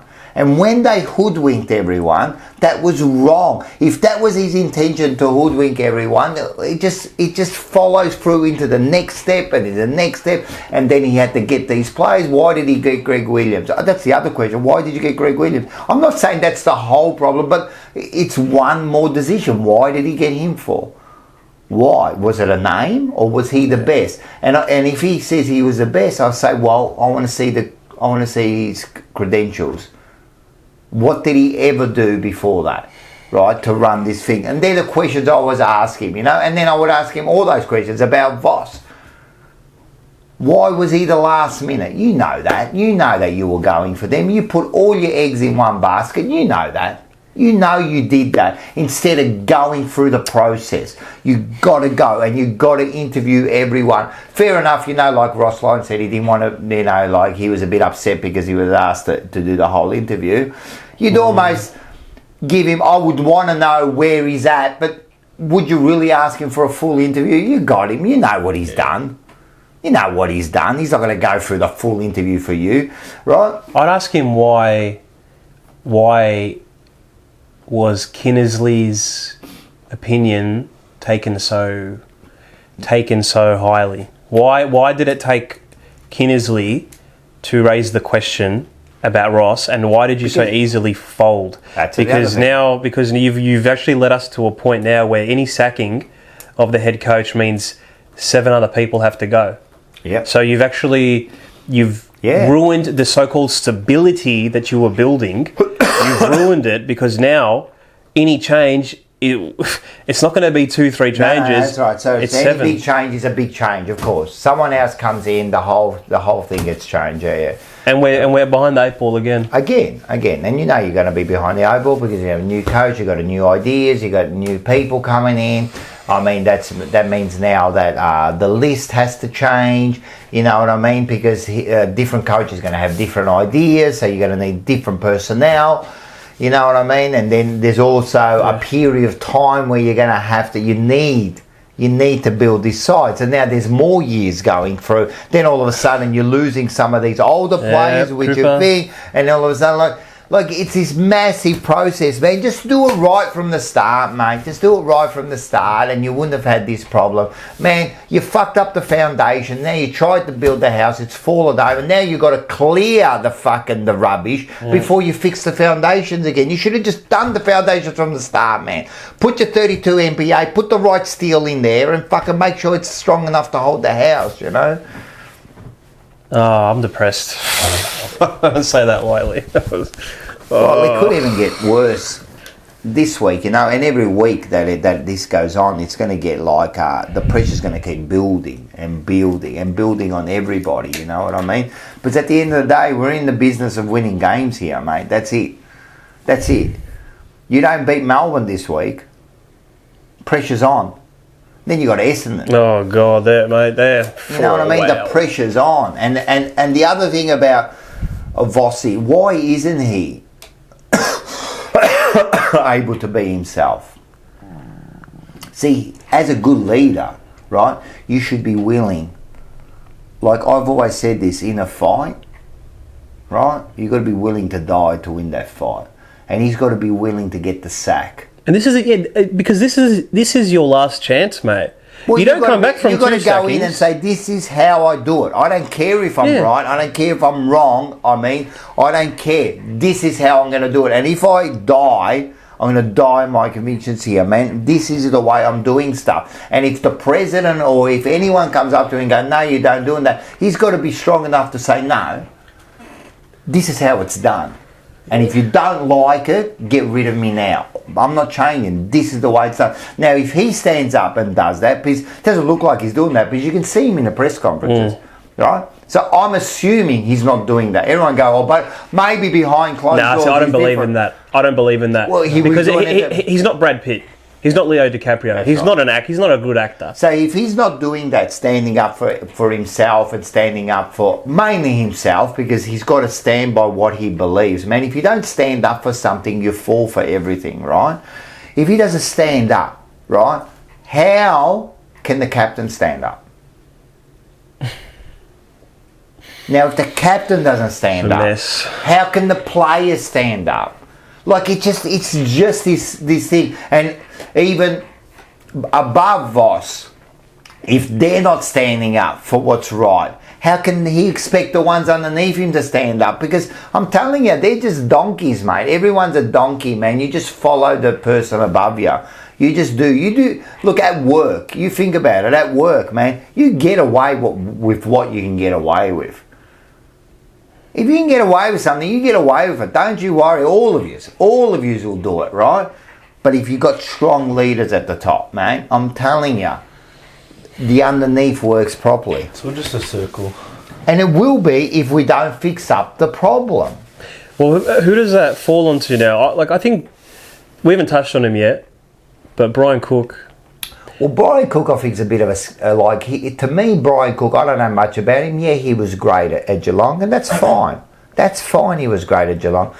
Did we get him for the right reasons? I question that too, because it doesn't look like we got anyone for the right reasons, right? So did we get him for the right reasons? You know, his whole tenure finishes next year. If that's not extended, then we're royally stuffed. Because why is he even there? This is a year. Now, what this did you is say long to job. me the other day? Oh yeah, say that, and I never jerried. I never picked up on this, but once you said it, I went back and had a bit of a look. Did you listen to it? Yeah, and tell me what you said. So you listen to Cook's interviews. So the one where he made that claim about finals that everyone freaked out about. His language isn't we, it's they. Oh, he goes, the supporter base, yeah, they're a big club, they're impatient. Oh, I'm not used to that. I haven't quite it's not quote for quote, but word for word, but I haven't quite bought into that yet. I'm still getting used to that. It's his language isn't subconsciously. It's not someone who's grabbing it by the balls. It's not someone who's committed and grabbing it by the balls and say, we are changing, we are doing this. It's the supporter base. Oh, they're very passionate. I haven't seen a supporter base like this before. Yeah, they are. I think they overreact a bit to losses. Like, what? This is red flag. His language is red flags. Like he's already part of it. He's already out of it. Yeah. He's still not used to it, apparently. Like, how are you used to it? No. I'm sure you're used to it when you see the members signing up. You're getting your 90k members. I'm sure you're used to that. 100%. And that's alarming what you just said there. And I didn't realise. And then when you listen to it and you go, hey, he's bloody right, man. He's been saying we. Like I don't say I don't say like they're, like far out, man, the whole club. I say, mate, Carlton, our club, man, it's a disaster. I want to fix it. We want to fix it. I don't say they want to fix it. It's always us. We're always involved, and he doesn't seem to be like that, and that's alarming to me. Is he there for the long haul? You don't know. Like, is he? I'd rather get someone who wasn't as prominent as him, but want to be there. Yeah, or is he just doesn't care enough to think like that? Well, that's what I'm thinking. Prove me wrong. Explain to me why I'm wrong about that. When did he start? End of last year? Yeah. Okay. So he started with Cookie. He started with Sayers. Sayers was appointed, and then like a couple of months later, they appointed Cookie. Yeah. Right, and then they appointed Voss, and all three of them are there until the end of next year. Right. Yeah. See, but the thing is, he has to be extended, Rocco. He has to be extended ASAP. Probably. And if he says no, then everything we're saying is right because he's not in it. But so not there. He doesn't strike me as someone who's grabbing the place and making changes. He's got this off season to prove it. All hope's not lost yet in terms of that. If this off season he doesn't make big sweeping changes, then I question it. Brad Lloyd has to go. I think so. Andrew Russell has to go. Well, he's another one, like that one there's got to be questioned. Also our development of our players has to be questioned, because if you look at it over the last, we are the worst developing team in the whole league. Our players do not develop. No. Well, I said it to you, we were talking about it before the show. We haven't drafted the 22 worst players to ever play the game. That's impossible. No. That's not what's happened. Yeah, that developing's bad. Look at it's always go back to Collingwood, but look at them. Trade Treloar and stuff, get these picks, and I actually remember saying I can't name any of your players to my mates, but look how Craig McRae's developed them into good players. He gives them belief, and their developing program develops them correctly. When they come in, they're ready. Geelong used to do that, or still do. Richmond does it. You know what I mean? We don't. We bring in players, and you look at it, you think about it, you bring people like in Carroll, you bring people like all of them, I can't even think about it. These young players you bring them in and they play a couple of games, you go, oh, they need a bit more time. What do you mean? Other teams bring in players and they're fucking firing straight away. But what other teams do that I don't think we caught on to is that they don't drop them after one bad performance. Well, no, they don't. And we probably give them maybe two. And that's the other thing. At the start of 2 years ago, what did Voss say?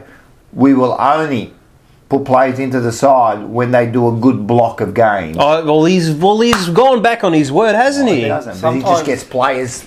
Sometimes, like you say, we about the dropping. Sometimes we leave them too long. And sometimes you leave him too long. Hollins, he didn't Hollins, now he's Hollins, been for weeks, hasn't he? He's been great. He needs a break. Yeah, oh yeah. And bravo to him. But he needed a break. That was a smart move to give him a break, man. It's his first year. There's nothing wrong with being dropped. And another thing is, when they either play too long or their game plan is shit, this is when you get injuries.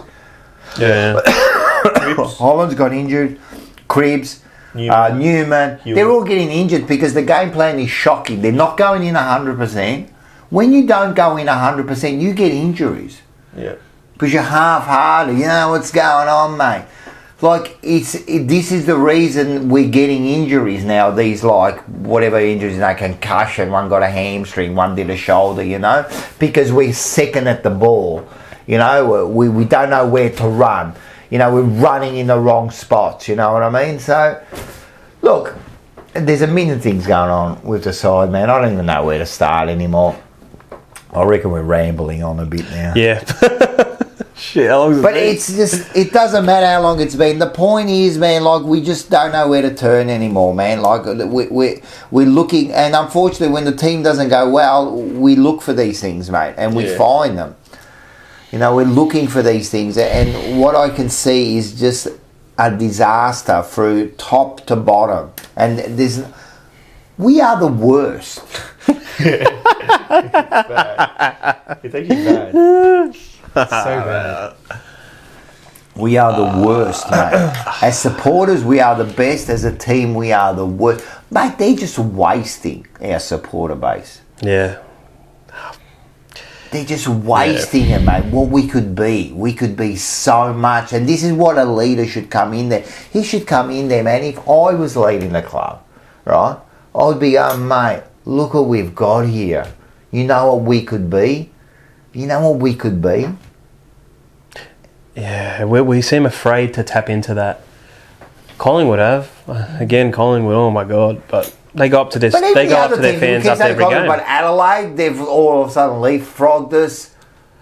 All the teams that have passed us. Oh my St Kilda, they're meant to be St Kilda, they're meant to be they leapfrogged us. You know who's really worrying me though? Essendon. Essendon's leapfrogged If you us. watch the football they play, it's electric. Yep. And they're young and they're quick and the difference is the buy-in. It's You showed those clips the before. buy-in. They're giving up on Chase. You don't give up on Chase if you have buy-in. 100%. It's all about And the where's buy-in. ours going? Because it looked like we had it last year. I think it Football was last year was electric, mate. the first 10 rounds was pretty good, you know, so we were electric. And I think we got found out a little bit and we weren't good enough to adapt to it. So we were found out a little bit and then we fell away, you know, and then we fell away badly. If you think about it, the last 23, 24, 25 games, we've only won 8. Yeah, it's horrible. Yeah. I think it's 24. 24, we've won 8. In one season, we've won 8 games. You think about it. When you look at it like that, it's terrible, mate. It is terrible. Stop trying to fucking, like, make this look better than what it is, man. This is terrible. All right. Let's kick on. We went away from the game. Let's give some votes. All right. You can start. Do you remember your votes? I've got them on the when I sent them to you. Do you remember your votes? Yeah. All right, go. Give them to me. 5 for Walsh. Yep. 4 for Wiedering. 3 for Doc. Yep. 2 for Cottrell and 1 for Kerno. Yeah, that makes sense. I did, again, Walsh. I did Doc. I gave 4 to Doc, you know. But again, man, some of those misses, but he did do well. Wheat's the same. I gave 3, but man, I almost want to give him nothing because those misses they done. But look, he did all right. Cottrell, I think, again done well this week, man. He just showed a little innovation. And look, Kerno, I almost want to give him nothing because of that one miss. I can't understand how you cannot. You've got to take responsibility. And this is one of the criticism, should he be captain. But maybe he'll fix that, you know, not go for that kick. But I gave him 1 vote. Jade? Yeah, so, look, I based these votes off who I think's going to save us, if we're going to be saved. Oh, yeah. Walsh 5. Yeah, definitely. Cottrell 4. Yeah. Wiedering 3. Yeah. It's just good to see him find something. Boyd 2. I like you gave him 2, yeah. Yep. Kemp 1. Yeah, and Kemp did all right, Yep. you know, like he was like, it was a bit hard. He got outplayed a few times, but I really like him. There was nothing he could do, man. He was trying. I really like I he's think got so. I the think we've got to smarts. persist with him. He's got the smarts. He's in the right spots. you know He takes what? a few intercepts. He had a big role to cover too, replacing Lewis Young. Like, Of course. It's massive. Yeah, and imagine chucking him into this shit show. He's done bloody well, I reckon. Boyd as well showed his class. Yeah. Supreme ball user. Get it more in his hands. Yeah, I think we've got to persist Boyd with these kids. he showed how fast he is. Like, he's fast. Yeah, no, I like He's Boyd. Boyd. Yeah, Boyd, yep. Cottrell, just a tough role player. Pure old-fashioned footballer. We need some of that. Yeah. We need some toughness, man. And we delisted one last year. He kicked the goal, yeah. So let's have a look at, what do we got here? Let's have a look at the leaderboard, which is shit, really. What do you think about it? It means nothing. But Chera, he's had actually a good year, 60. Yep. Walsh and Kerno now, unbelievably, Walsh missed, 4 games and he's second now, only 1 point down. He's a star. Newman, 37. Unfortunately, it looks like Newman might be out. And Doc, you know, he's always there. And Cripps, I mean, he's there, but he's been very disappointing the last few weeks. Cripper, you know what I mean? But again, I'm not even putting that all on him, man. I'm sure he's got the weight of the world on his shoulders, you know. There's no and that's doubt what he maybe wants we it, should take. Of course, There's don't no get doubt. me wrong. The players want it, but they have to be led. Yes, they have to be led. I'll give you an example, right? I'm a father of this bloke and that. Like, I'm sure he wants success in his life and he wants that. But trust me, I'm here to bloody guide him. And I think without that guidance, he might go astray. You know what I mean? He needs that guidance. He's looking for it, you know. And trust me, like, if I'm not there, right, how many stupid things would you do? Yeah. Thousands. But it's true, and I did the same. You just need that guidance, and it just looks like we haven't got that guidance. All right, let's look into next week. All right, next week we have got Melbourne and Carlton MCG. This is going to be big, man. That's Friday the 2nd of whiz. June at 7:50. It's not going to be... We're all going, yeah? We're all going to the game? Yeah. It's I say I won't go.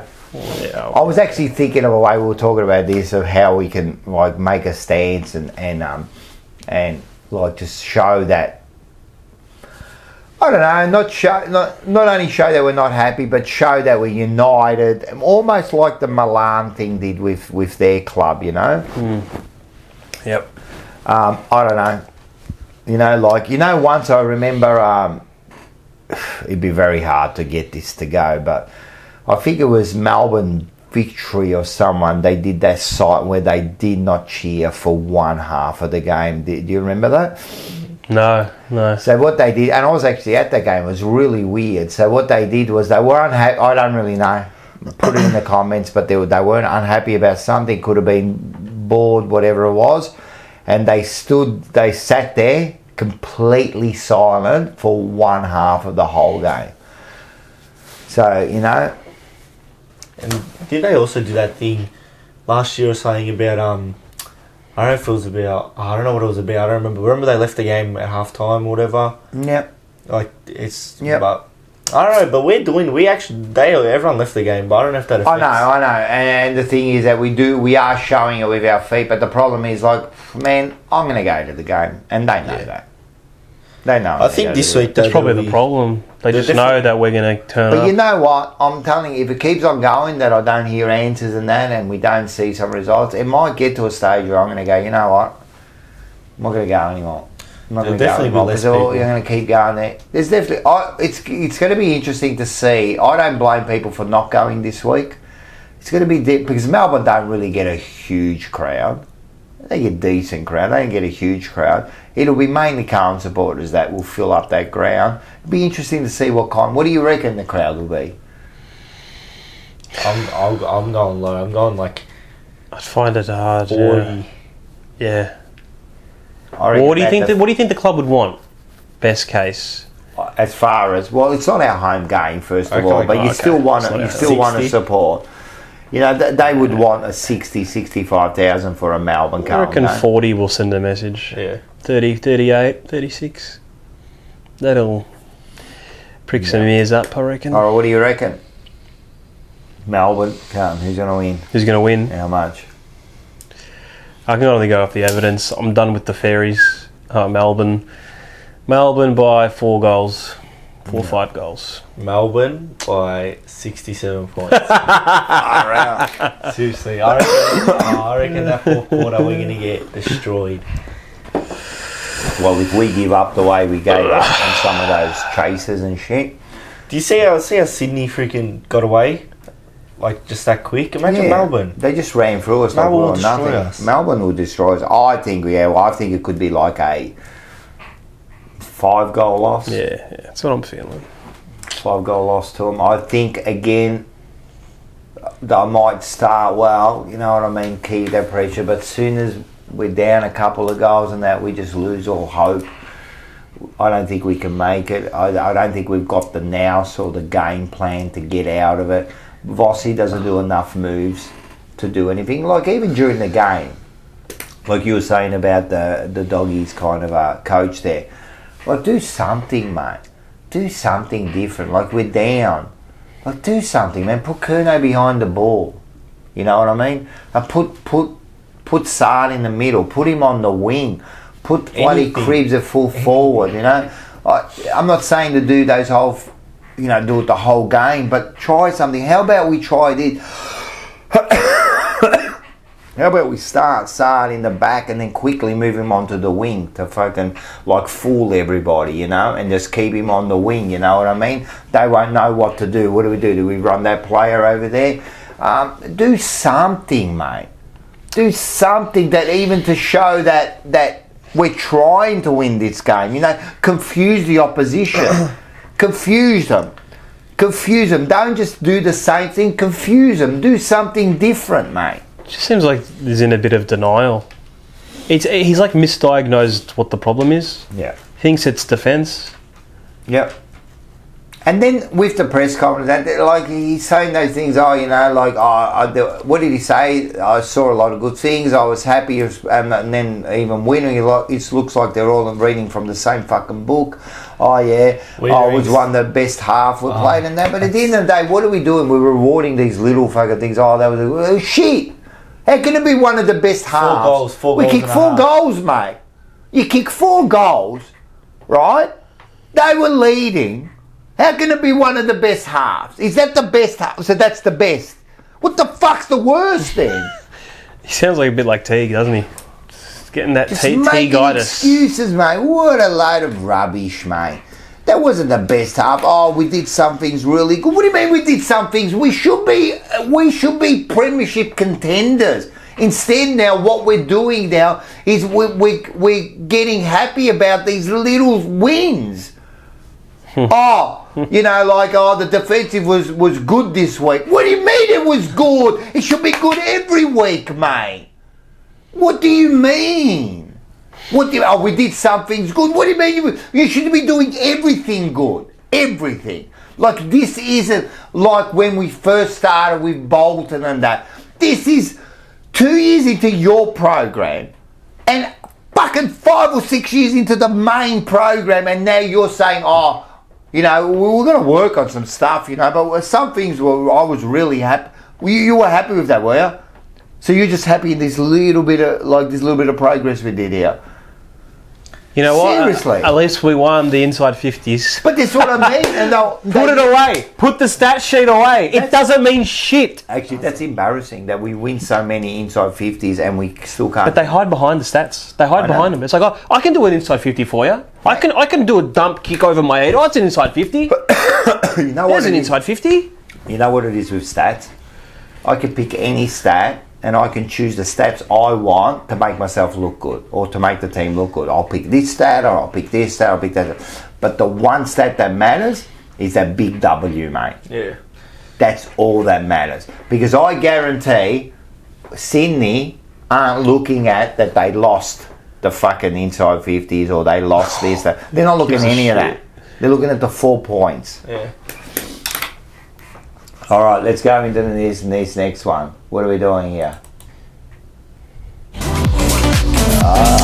VFL,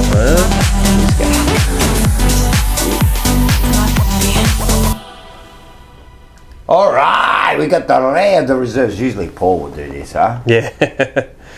Well, we got little junior Paul here. Here we go. What do we got? So we were... He's got his notes. We were... we were at Sydney, but we were at the... we didn't actually see the reserves, but you're keeping up with it. You're getting pretty excited at one stage. What were the scores? Sydney 8-10, 58. Carlton 17-8, 110. So we smashed them. Smashed them. And Fisher 40 disposals and a goal. Dow again 36 disposals and a goal. Silvani 26 but no goal because he was in the back line. Young in the forward line. Did he kick any goals? Didn't say. Nothing. Didn't kick any goals. So, there you go. That's as much as we know about what happened in the reserves. It looked like they were trying something in the reserves by putting Sauce back. At least they're trying something, eh? They're trying something. Fisher looks like he had a good game. He had a shit game last week, but he had a really good game this week. You have to. Well, he's got no choice this week. We've got first of all, we've got injuries. We've got no choice into bringing in these players, you know what I mean? But at least they did have a half a decent game there. Yeah. With Sauce, I don't know what's happening there now. I don't reckon they'll be in trouble. Well, he's in trouble. He's in big trouble. Well, and I don't think, again, I don't really blame, even like the week before, man, I don't get this persistency in putting him in the ruck. I can't understand it. Make me understand how that works. That's why I don't mind them bringing TDK in. Because, then you All have right, that so backup that was ruck. all right, you do that right. Even though I think really he didn't do that great, TDK. But all right, so we bring in TDK. I don't get like the problem is a bit with Carlton is I don't think the players have a definite role. A lot of them they don't know what they're good. He's actually ruining kind of players because with Sauce, what's his position? That's bad. They try to play him everywhere. So they put him on the wing once. Like they try to but everywhere. it doesn't. Isn't it his fault too? Who, Sauce? Yeah. He's the biggest almost player I've ever seen. Good mark, missed the goal. Good mark, missed the goal. And he does. Missed the goal. He doesn't kick enough goals. Yeah, but I think they do. They do play him in the ruck way too much. I don't think that's his thing. Now, Marku said it last week. He said that he was speaking to Sauce, Big like Sauce senior, yeah. Sauce. And he was saying, "What about his son?" He goes, "Well, they keep playing him in the wrong position." That's his dad saying. Where does he want him to play? Did he say that? I don't know. I didn't get to speak to him, but to me, they've played him in defence, so I don't know what they're trying to think there. But to me, if we're going to play him that third forward, but keep him there. I reckon, he should be that third option to Charlie and Harry. And if they actually had a good structure right there in the forward line, I think it could work. But they never get separation. They're never like spreading. You know, they're not running in the right position. So that's one thing. Fisher was another one. He had a great year last year. But this year just looked like he was lost. And then he got worse game by game by game. The difference is with like Ross Lyon is you say Stocker. But it looked like he's given Stocker like, hey, this is your job. This is what you're allowed to do. This is what you're not allowed to do. Very easy. And this is your position. Like with Stocker with us, he's in the back. Oh, but he's got to play in the middle. Oh, man, but didn't know what he was doing. Right, so here, I think we've got to give him. That's another thing with Voss. I think some of the players have got worse under his reign. Like the only one that's improved. Well, maybe like Chera's got better this year. He's had a good year. Chera, he does good when other midfielders don't do good. Like Hewitt's not getting as many disposals now. No, well Hewitt has gone downhill. I don't know what's happened to him. Is he injured? What's going on? Maybe. Look, honestly, we know big decisions have to be made. And he might be one of them on the. Saad's gone backwards this year. Wheaton's gone backwards this year.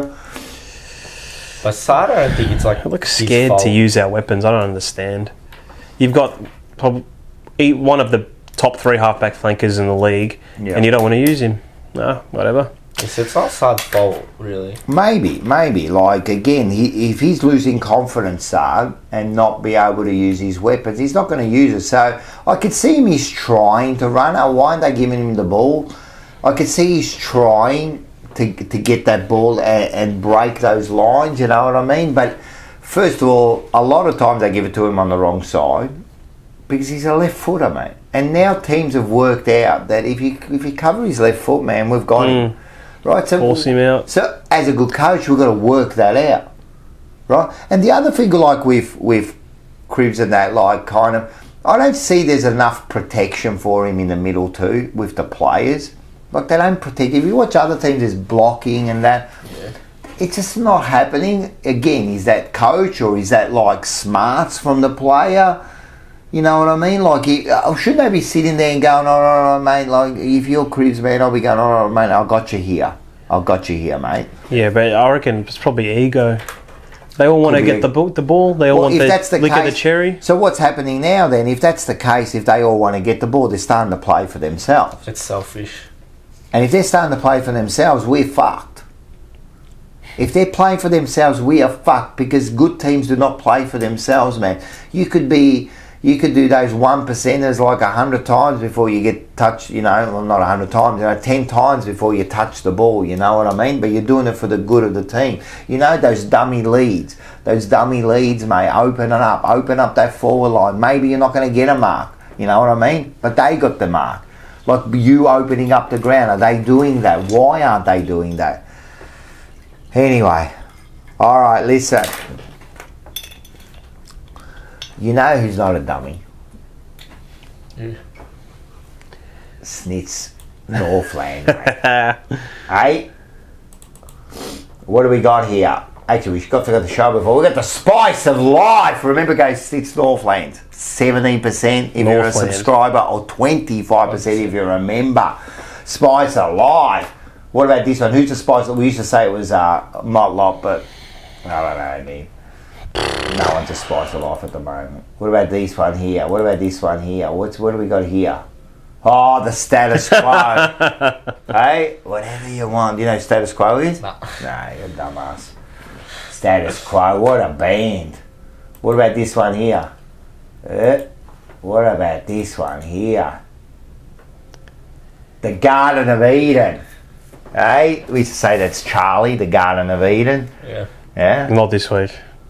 Yeah, I know. Sorry, Charlie. I love him, but I love him. He's so exciting. He took some good marks. Oh, he's a freak. No, you are a genuine freak if you ever watch this. That mark he took when he fell over. Oh, yeah. Oh, that was so good. Oh, wow. I was giving it to the Swan supporters in front of me. I'm telling you, but I had to shut up at the end. I had no choice. He's one of our last great hopes. Yep. 100%. You know who's fucking Garden of Eden star? Have you seen this bloke? Have you seen him? No. Well, let's have a look at him. Abbiamo tostato un poco di panuzzole casa e la mamma di passa. Adesso ci mettiamo un minuto, un mevovite, un You mevovite. don't understand this, No, Ora ci mettiamo l'olio di olivia. L'olio di olivia. Un goccettino di olio di olivia. Poi ci mettiamo un pomarolo. The olive oil. Oh, beautiful. L'insalata e la mamma ti passa. Guardate che pomarolo non te ne mettiamo. Poi ci mettiamo un'antichetta di sale marino. Sale marino! What's that? Bit of salt. Che tu ti cucino, sale marino ti from the sea. Come internazionale. Come? E per concludere in bellezza ci mettiamo un'anticchia di origano. Origano. Origano in italiano. Neve.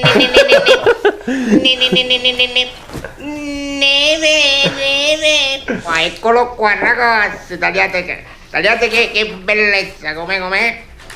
1, 2, 3 alle 123. Lupanuzzo di casa a me. Com'è? You know what that means? How is it? How is it? Oh, the hands are I going. love it. He's happy. La croccantezza, la squisitezza, la semplicità. Buona serata a tutte quante voi. Panuzzo di casa e la mamma di massa. Ciao. He also said there, simple things in life, how beautiful. That's how a team should be, just simple, mate. Let's not complicate it. That's what's beautiful about Italian food. It's simple. And football's a simple game. It should be. It really is. It should be. And I think sometimes you're complicating it a bit too much, and that's where they're getting confused. All right, let's go into this. We're going to do something else. We're going to go straight into this because we have talked a lot, right? This week, we profile one of the greats of the game. 1995 Premiership player. Milan Hanna. Number 13. So we met him there at North Seafood Bar and Grill, proudly sponsored by Angelo. So we had a bit of a talk. So let's have a look at some of the highlights. It should be this one here. Let's have a look at some of this here. Look at me. Look at him. Look at the hair. Look at the feathers. When he first started, he reckons. Oh, you get a bit upset there. Reckons he didn't want to get rid of those last. He's a big boy. Oh, he became huge when he came back. Look at him go. He was a star, man. Look at him go, man. And he could run, man. He started being one of the best wingers we had, mate. When we had him, oh, what a kick. Hanna in front. When we had him and Kuda on the other wing, he was electrifying, man. Out wide, Bradley's kick has been marked by Hanna, and a good handling of the football by Hanna. Oh, this is at his best. Look at this. Look at this slick. Perfect handball back to him. That was so good.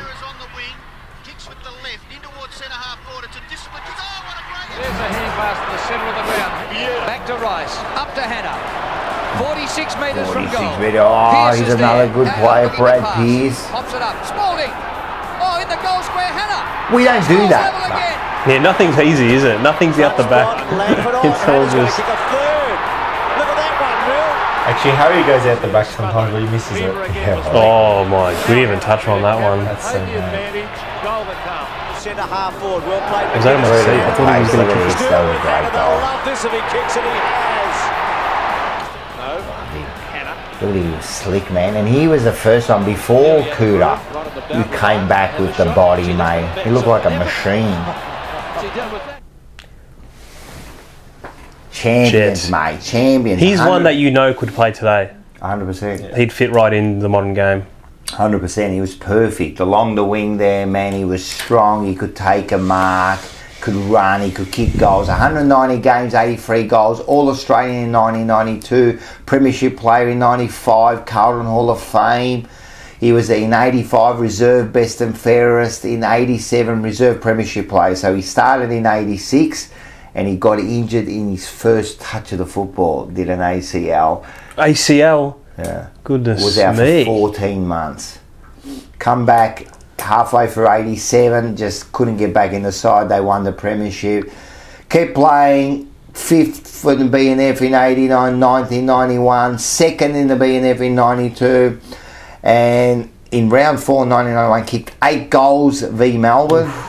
Most games in the number 13. And the first Lebanese player in the VFL AFL. That's a bit close to you, isn't it? No, mate, I love it. It's inspiring. It makes you feel part of it. And as I one said, of our own. We also had a polo member, Gerard Dwyer, come down. Yes. So get your memberships and maybe you could be there. Yes, you could be there. So let's have a look at the interview. And buried deep within a cemetery, I will fight, never wary, I wanna be legendary. Till I'm dead and buried deep within a cemetery, I will fight, never wary, I wanna be legendary.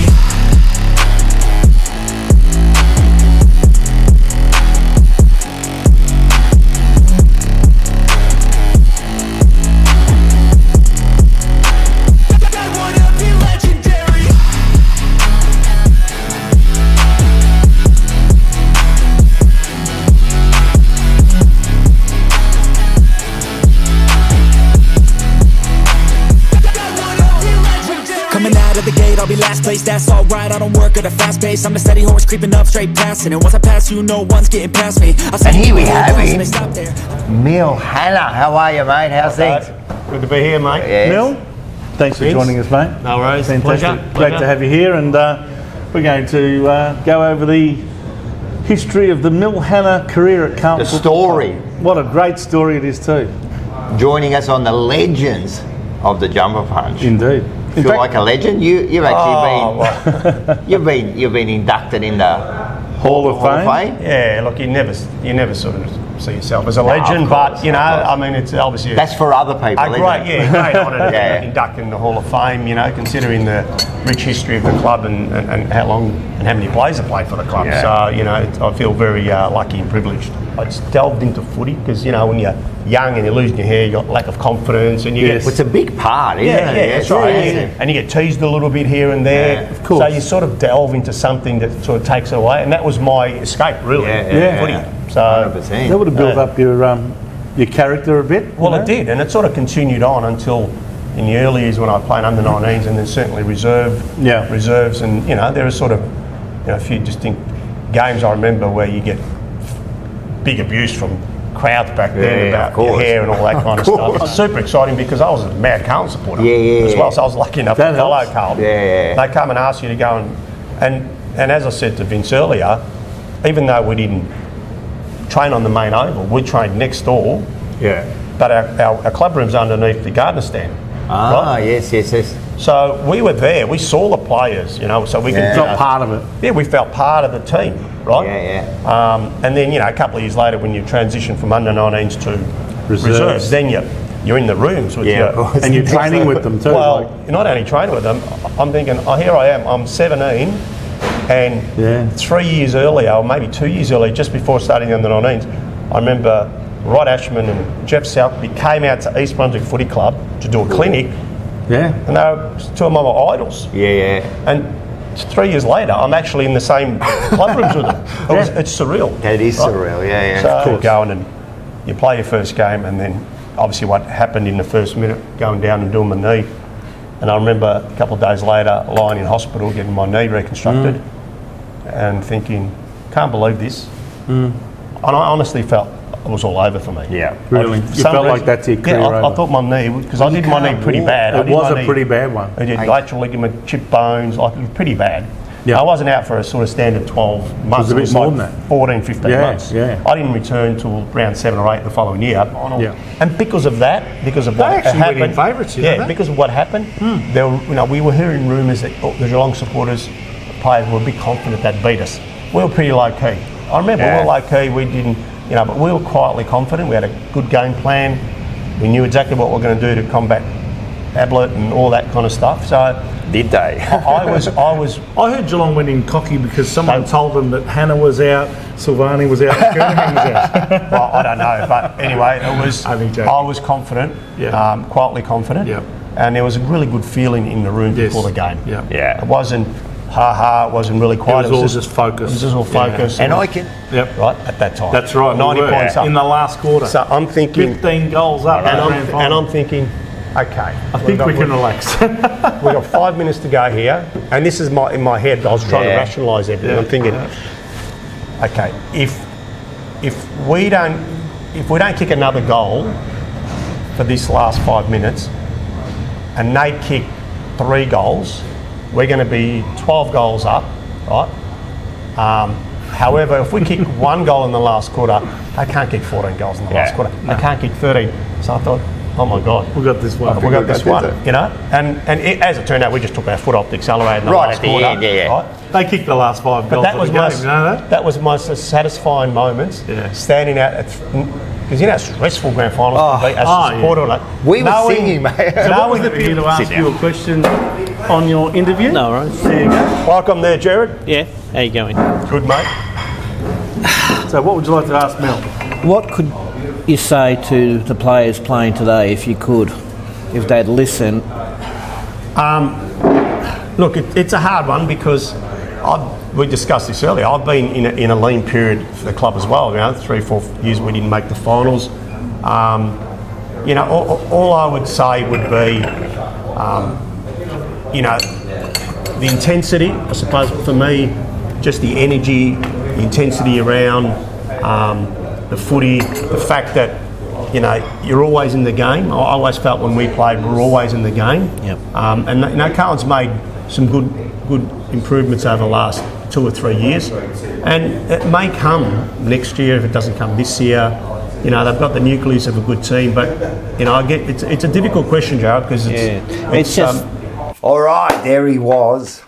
And as you can see, these boys are munching away while we watch that interview with Milan. So he come up with some great insights. It's a great interview. He talks about his whole career, how he started, first Lebanese player.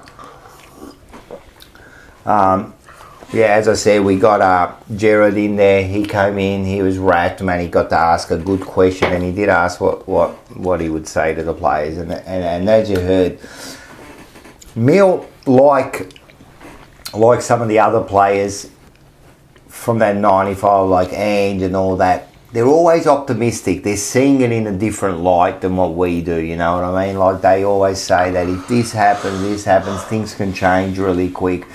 Like he did say, all we need is, you get 1 or 2 players, a few little tweaks, and everything changes, Unfortunately, I'm not seeing that, so I can't see a few little tweaks. But that makes me feel good. That makes me feel better.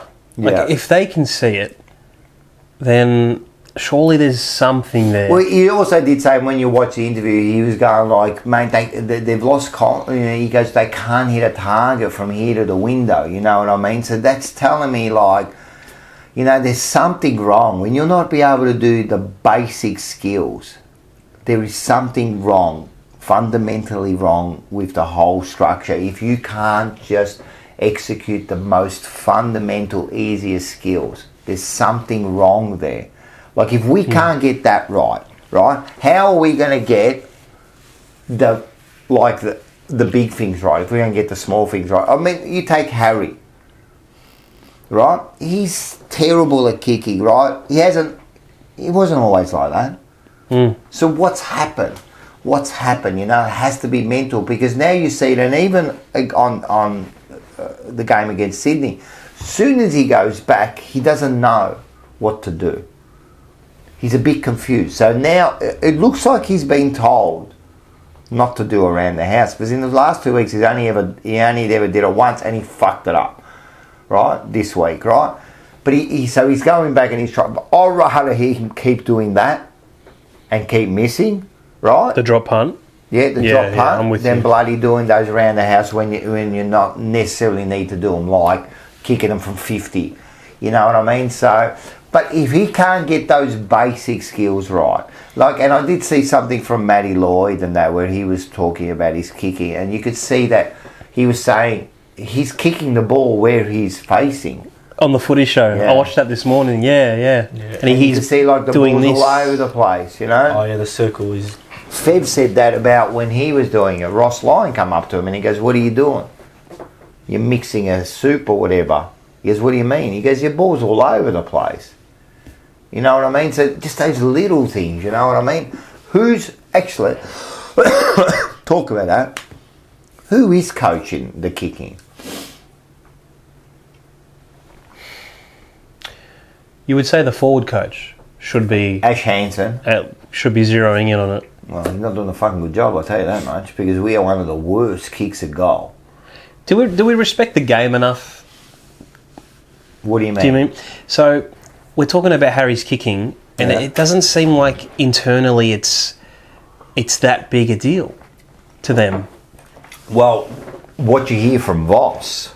doesn't sound like he cares so much. Because he keeps like... What does Voss say? Oh, I trust them. No one goes to work harder than Harry. I don't doubt that. You can tell he's a very hard worker. It's got nothing to do with who works hard. But why can't you respect the tradition of the game, which the evidence shows you drop punts are the way to go? There's no superstar full forward who's known for snapping it.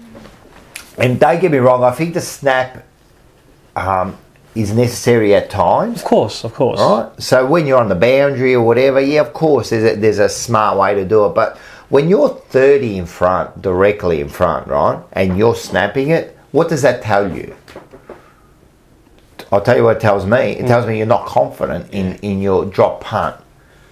So if you're not confident in the most basic of skills, which is kicking the ball, far out, where we got to.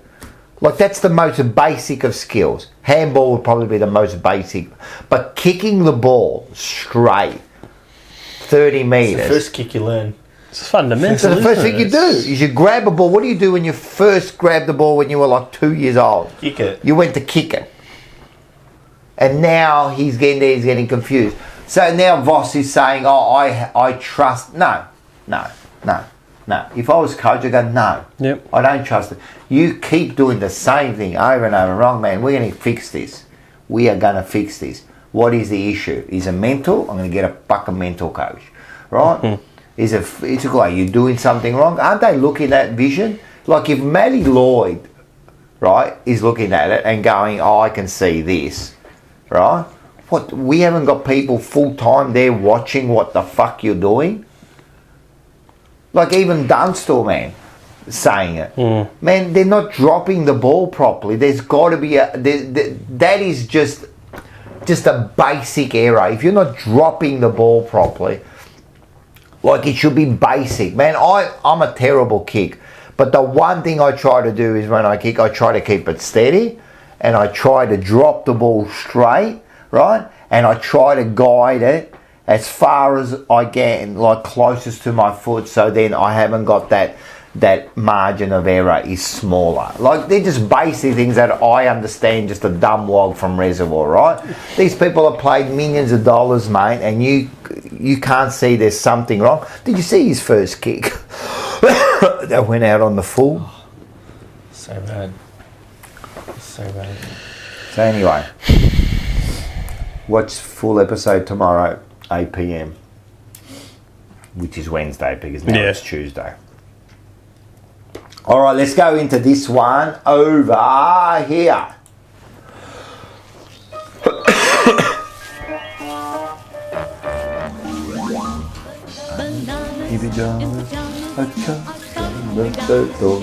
Bananas in pajamas, they're coming on. Proudly brought to you by Merino Brothers. You spend $60, right? And you order before midnight.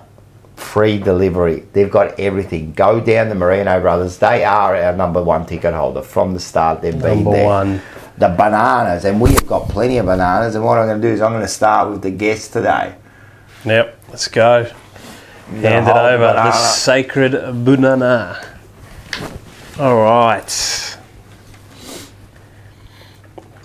I've got a couple. Yeah, go for it, man. Two? No, you can do as many as you want. All right. We're going to start with the skipper. All right, Paddy Cripps. Straight to the top. Straight to the top, because I can't take it anymore. Here. Cripper. Become the captain we need you to be, not the captain that you want to be, or give it to someone else.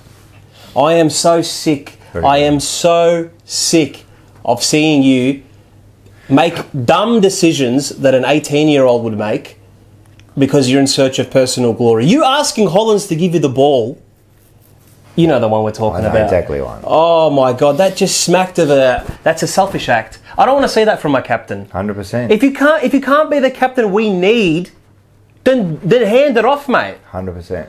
As simple as that. And we all love you. Of course, we all love you. You're inspirational. But I actually thought you were going to become... I thought he was going to take more of the Trent Cotchin mould this year, where you sacrifice your own game a bit. And that's what I thought, actually. Right? And then you just sacrifice your own game a bit for the betterment of the team. That's what I thought. After last year's Brownlow, and then this year, the way he started, I thought, he's going to sacrifice it a little bit because we've got a better midfield now. You know what I mean? But it's been the opposite, really. So, Cripper, that one's for you. Now, the second banana. This is more of a general banana. Players who overcommit to unrealistic marking attempts. Yep. So there's no hiding, boys. We know what that is. You know what it is? You're giving yourself an excuse, right? Because you know you're not going to mark it. But what you've done, you've created a gaping hole behind 100%. You, which Nick Blakey, Tom Papley, Goulden, they all love to run through. You usually take out half a dozen players when you do that. And not your own teammate. Yeah, and that happens all the time. So stop hiding. It's a coward act. It is a coward act. Yeah. Don't overcommit to unrealistic marking attempts or unrealistic spoil attempts, leaving your man at the back. Because it's cowardice. Yeah. It's cowardice. You know you're not going to spoil that ball. We all know you're not. McGovern flying from 5 metres out with one hand in the air. They all do it. Yeah, even Saad, one hand. Oh, I tried to mark it, boys. Nah, you've been a bloody coward, and you're creating holes and you're destroying the team. You're letting the team down. So stop doing it. Just stop doing it. Hold your space, hold your man, and who knows, the ball might spill to you. Yeah. They're my bananas of the week. I like it. That's good. Bang. Alright, my banana. I think it's pretty obvious. Harry McKay. Come on. 8 disposals, 3 behinds, 25% disposal efficiency. Yeah. You can't be doing that. Can't hide from that. And it's not the first week. That's hard. And I've actually a question. What do you think about putting him in the back line? No. You don't reckon? No. I reckon he could. But if he's not kicking goals, what's the point? What's he doing then? Look, they've done it with some of the greats. Do you do it forever? Maybe not. Is the pressure of kicking goals affecting his game now? Do we need to put him behind the ball? And they did it with. I know you can say that Harry's a better player than Darcy Moore, but they did it to Darcy Moore. You know what I mean? And he's playing like thing. I mean, what we're doing isn't working. I saw his thing and he was like, I don't know who it was. He could take a mark. Yeah, but I was about to say that. But this marking now, is he worried to take the mark now because he knows he has to go for goal and he's scared to do it? I I feel like he's one of the best contestants. Well, I think I don't know about worried about taking the mark, but he's definitely worried about taking the kick. That's what I'm saying. Yeah. He's definitely worried about taking the kick. You could see it in his face. Yeah, he's worried about taking that kick because he's thinking, don't miss, right? Where he should be thinking, I'm kicking the goal. So there's a difference in between thinking a negative and a positive, and he's definitely thinking the negative. Do we need to maybe change his position? I would drop him. Well, but do we need to think of changing his position? Just why not, man? Like it's not the dumbest idea. If he's not doing anything, like if he's getting the mark in the forward line, not kicking the goal, what's the point? At least get the mark in the back line and stop the goal. So, yeah, I don't know. You know, like if he does a mistake in the back line, it's not as big. Oh, well, no, it is as big. But like missing that goal is huge for him now. You know what I mean? Like get there, take that contested mark. Maybe he doesn't have to be learned to be led to the ball because he knows where the ball goes. He's actually smart in that sense. There, it's just that final thing, man. It's not the worst suggestion. It's not the worst suggestion. But I do. I know you're saying, like you say, oh no, we won't do that. But what's working at the moment? Yeah, it's not. Nothing's working. It's a waste of him. It's a waste. But I just think if you do that to him, I think you'll destroy him further. Why? Confidence. I don't think he's fundamentally a bad kick. Technique-wise, he doesn't got a bad technique. It's clearly all up here, right? And I think if you take that away from him, he's one wood, and you put him in the back line, I just think that will kill him. But then instead of making it a negative, you build it to him as a positive. Well, if the coaches can do that, I'm on board. Yeah. But you know how you said before he's mentally negative. Whose job is it to get them up mentally every week? Them. It's the coach. It's like all of them are ready to get him up, but they don't seem to be. They're not doing their job. No, they're not doing their job. So, look, it wouldn't be nothing else is working. To me, to tell you the truth, this two big man forward line with a bunch of shit bloody rovers is not working. No. It's not working. But I'd rather have just one at the moment, and then have a bunch of like mids. Or have a bunch of like mid players like a Fisher or whatever, maybe even like a Jack Martin or a fucking dust. Need a good half forward somewhere. You know what I mean? If we could get it, maybe do that instead of doing both of them, you know. But I don't know. Yeah, definitely not the worst thing though, for sure. Well, it's that idea isn't any worse than the bloody ideas they're coming up with. It's not. It's something. Dude, at least it's something. It's something. At this point, just... They did it to Fev, remember? He went in the back line. Early days. Yeah, that didn't work well. I love the Fev. He hated it. He hated it. Oh, you know what I mean? man. But some of the better forwards have gone to the back line and then gone back to the forward line again. You know, imagine like getting in the back line. I'm just thinking out loud here. Imagine getting in the back line. He takes his grabs, right? Mate, delivering the ball, hitting targets, getting that confidence, hitting the ball.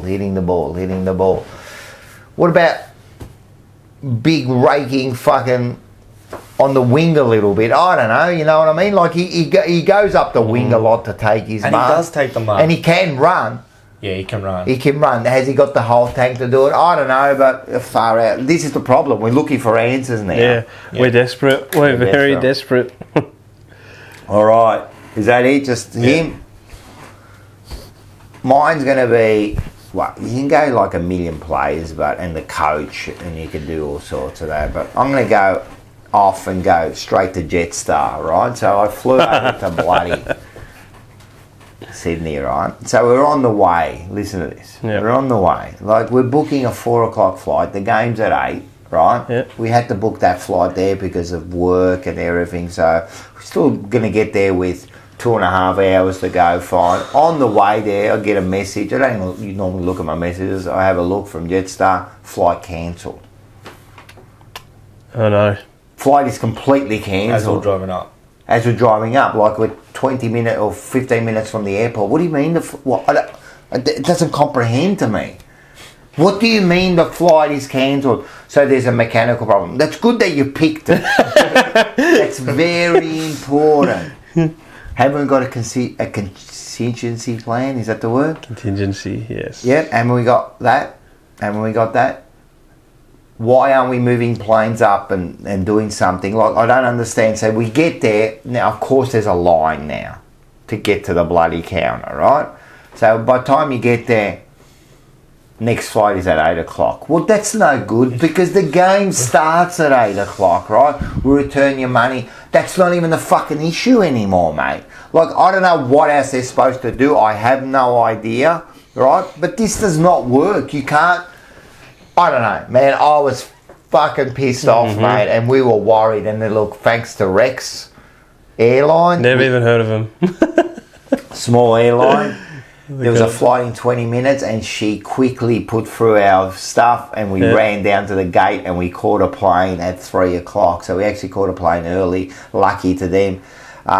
Beautiful. But Jetstar, seriously, like, mate, that is a banana of the week, man. I don't understand. Like, can someone in the airline explain to me, have they got a standby train? Standby train, because that's what I do. Have we got a standby plane? And when can't we move planes up? What, is it that tight that we just like, how can you just... Couple of hours before. It's just like, because that's it. If that plane doesn't go, we're gone. We cannot get there, you know. As I said, the next plane was at 8 o'clock, you know. So, and then the other thing is now the money goes in like a week later. So you've got to book your flight straight away. They charge you an arm and a leg because we got flights immediately. So anyway, but apart from that, we had a good time, didn't we? Yeah, it's good. Apart from the game. Yeah, apart from the game. What did you think of the ground? I know you... I really liked the ground. So it was like... Have you been CG? there? Nah. It was really good. I liked how it was open. It was like... good. It felt like I was at the footy. I don't know, it was good. It's a nice ground. It was a good... First time I've been there, it felt a lot like the old Princess Park. Yeah. Well, they've got the stand there. That It's the old stand, and the whole place is of course, it's 100 years old, you know. So the whole thing is like, and it feels like you're involved. Well, not only that, it feels like you're an away team. Oh yeah, that too. That's something we haven't got anymore. You know what I mean? And that's how it used to feel at Princess Park. No matter where you were on the ladder, no matter when you went there, this was my place. Were there a lot of Carlton people there? Yeah. Yeah, I reckon the actual score was probably more full than We're everywhere. No, that's the point, man. We go, but I could see, it felt like people started leaving in that last quarter again. I could feel it was almost like the last straw for a lot of Carlton supporters. I could see it in their face as they walked out. It was like, that's it. I'm done, man. Like, that was our last kind of chance. Because we were saying before the game, if we win this, we've got Melbourne. Maybe, imagine you beat Melbourne, then all of a sudden you're back on track, you know what I mean? Yeah. But once we lost that, it was over, you know what I mean? And I'm telling you, that home ground advantage, it felt strong, you know? Yeah. It felt like their home. You felt like you were out of place, yes. Yep. You felt That's out of what you place. want. That's what you want. That's what we used to have. Yeah. They took it away, but that's another story. Just talking about like people leaving and stuff. I hate it. Like, you're there now, so just stay. Just like when I see like, I started looking around. I saw people walking up the stairs, and it just makes you feel so down that they're leaving. Like, and how would they feel too? The players and all that. Yeah. Like, but I also understand their frustration. Yeah, I know, but you're there now, so stay. You understand? I think that the way I see it is, I'm there till the bitter end. And whatever pain they're going through, I'm going to go through with you. I'm going to stay here till the end, mate. And I'm going to endure, man. And I'm going to hear that fucking Sydney song. I'm going to hear it. I'm going to see them sing. Because I was giving it to the people in front of me. Like the guys around. They were the worst, man. And they're a weird bunch of Sydney people. Oh, they are. And then, oh my God, I swear this game ends. Every single person was coming up to us and stuff. Oh. I don't know why they were the road, people yelling at us. Oh, bad luck, mate. Now, fuck off. Get out of here. Get out of my way, man. I just want to leave now, mate. I just want to leave, man. Oh, it's a Friday night. You should be... What happy about what? What am I happy about? We went and got a big pizza, went in our room and bloody just watched fan cams and just sat there like eating the big pizza. All right, that was a good one. Let's go into this one here. Ma di che cazzo stai a parlare? Ma di che cazzo stai a parlare te? Che bello. Ma che cazzo sta a fare? Ma che cazzo sei? Ma che cazzo? Ma che cazzo ne so? What do we do? All together now? Ma che cazzo! So. This is a little bit like just a bit of like a bit of comedy relief now, just to forget about the pain that they give us. All right, let's go to the first one. I just call this one here, man. Seriously, there's some dead shits in the world, right? I just call this one here. Get on your bike. Have a look at this. Oh my god.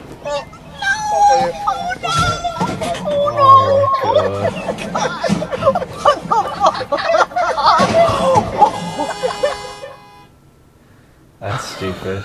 That is How so dumbass, man. Now, I know that wasn't a level crossing. I'm a train driver, right? But it's practically the same thing, mate. Yeah.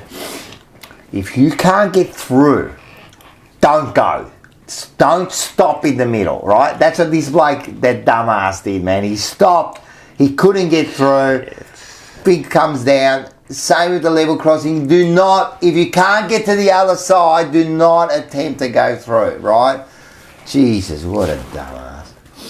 Hey, you know when you're, you know when you go out, mate, I'm going to put this simply. If you want to pick up girls, yep, learn to dance. Learn to dance. Learn to dance, mate. So I just call this one here, learn to dance. And this bloke picked it up real early in his life, what he needs to do.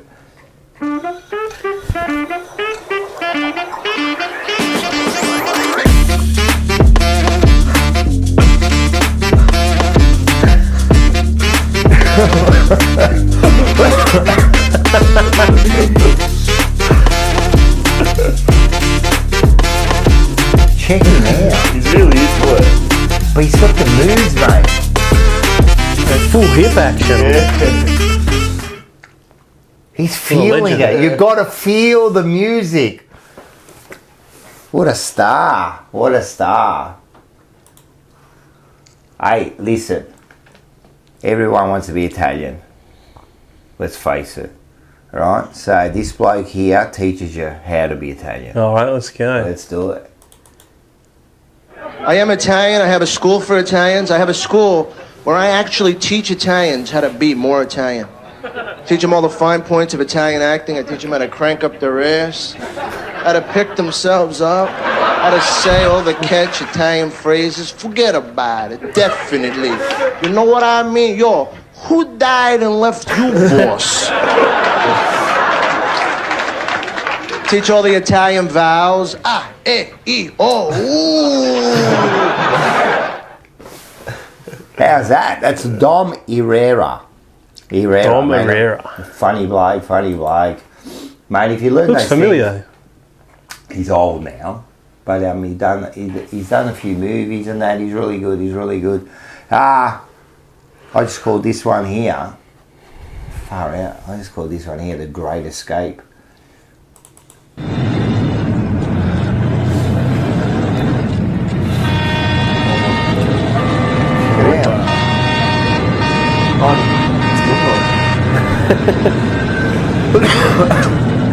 He actually takes a look. He goes in the right lane, man, and he keeps going, man. He's going straighter than the other car, mate.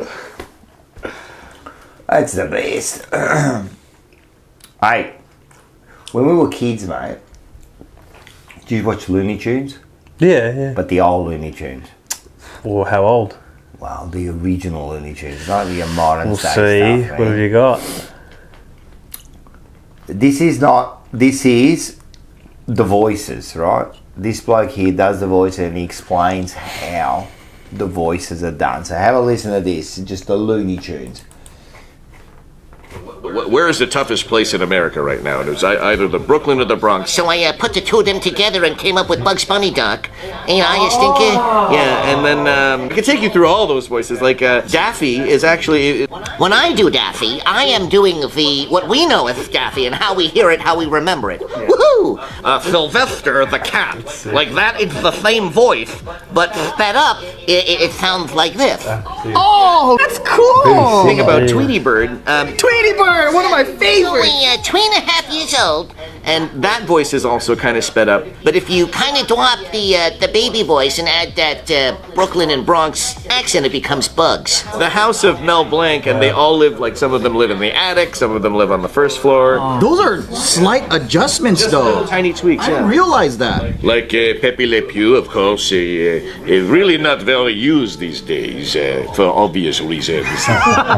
If you lose the French accent and suddenly you start talking like you're from the South, that's fog. I say foghorn leg. Pay attention, son.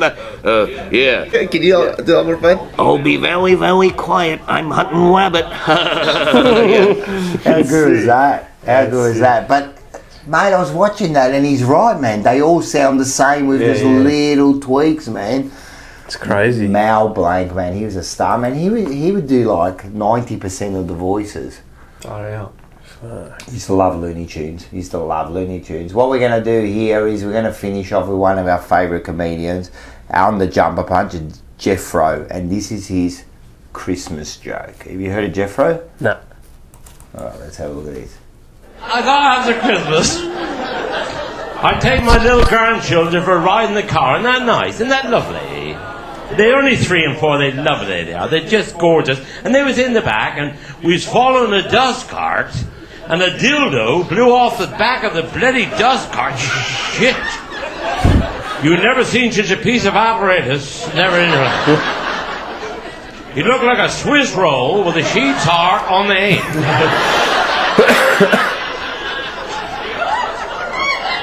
I'd never seen nothing like it. Well, it hit the windscreen. So I said to the little children, "Did you see that insect hit the windscreen?" And the little girl said, "It's amazing you can fly with a great cock like that."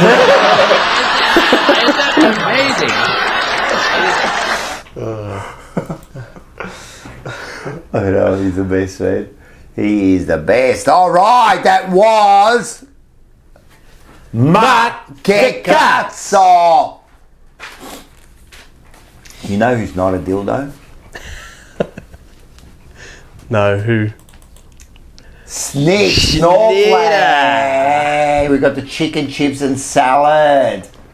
Chicken sits a salad, the Three Musketeers of Deliciousness. You know Mars, mate, wrote all these. Did he really? Yeah, he's just telling me, mate. What about this one here? We've got to go out and check out this one here. Look at this one here. This is our one, the Mediterranean. Yeah, that's my favourite. Snits, in the Mediterranean salad that takes the taste buds on a vacation. Yeah. This is the Mediterranean right here, mate. I'm telling you, man, it's superb, man. We're going to finish that off when we're done. But thanks to Snits, remember, 17% if you're a subscriber and 25%. Go over now, become a member. And there you go. All right, we have this man's favourite segment. It's the Sebastiani.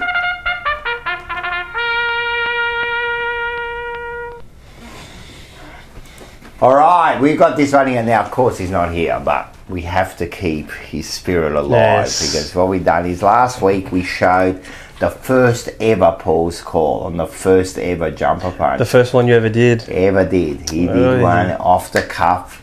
He did one where we played, all Blue Broads were playing against Collingwood, and he did the whole thing where we won the game. So this one here was one of the famous, it was last year, and it was his first, get ready people, his first Italian call. Let's hear it. I thought, you know what? Let's. I clipped all the goals together, and I thought I'll do the calls in Italian. So we'll have subtitles at the bottom there, so you understand what's going on. Australiani, they, and all the other cultures, they don't know what he's talking about. So let us. Yeah, it's going to be a big bummer, bing, bummer, boom. So let's get stuck straight into it. And the first goal is Durden's goal. So here we go. Allora Carlton, inside 50, Durden con il pallone dentro, always, ancora always, Martin, always con il mano, Durden, rete, siamo ancora vivi Carlton, siamo ancora vivi, Graham con il pallone, è una 50 per Carlton, George Hewitt, la prima partita per Carlton, con il pallone dentro 50, George Hewitt, rete, ed è gol, Sad, ancora Sad, con la sinistra Cripps nella 50, e il capitano di Carlton, con il pallone, semplicemente per te, e Cripps, il capitano di Carlton, rete, allora Setterfield con il pallone da Martin! Giacomo Martin! Piano piano! È una bomba grande! Ed esplose l'MCG! Una bomba MCG! Carlton in vantaggio! Mamma mia! Carlton in vantaggio, ancora Martin, con il mano, fiscia, rete, Carlton da 10 punti, ed è gol del fiscia, incredibile, Carlton in vantaggio da 10 punti. O'Brien, mamma mia, la testa non era, O'Brien con il pallone, Carlton, rete, e allora Cerra con la 50 adesso,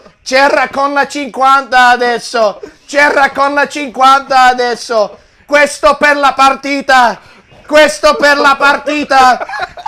Cerra, il uomo calabrese, andiamo! Sì! La bomba! Carlton ha vinto da 26 punti!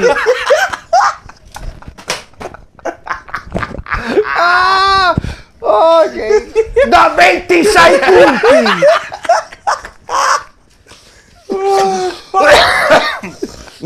Oh my God. Now, before I go on with that, he's lost it. They all lost it. Rete! Alright, now before I go on, he's flipped it. Before I go on with it, una bomba grande ed esploso una bomba grande all'MCG. Can't watch a 50-minute goal anymore. La 50. La bomba. Una bomba grande di Martin. Oh fuck. How good was that? I'm done. Oh shit. Always. Ancora always.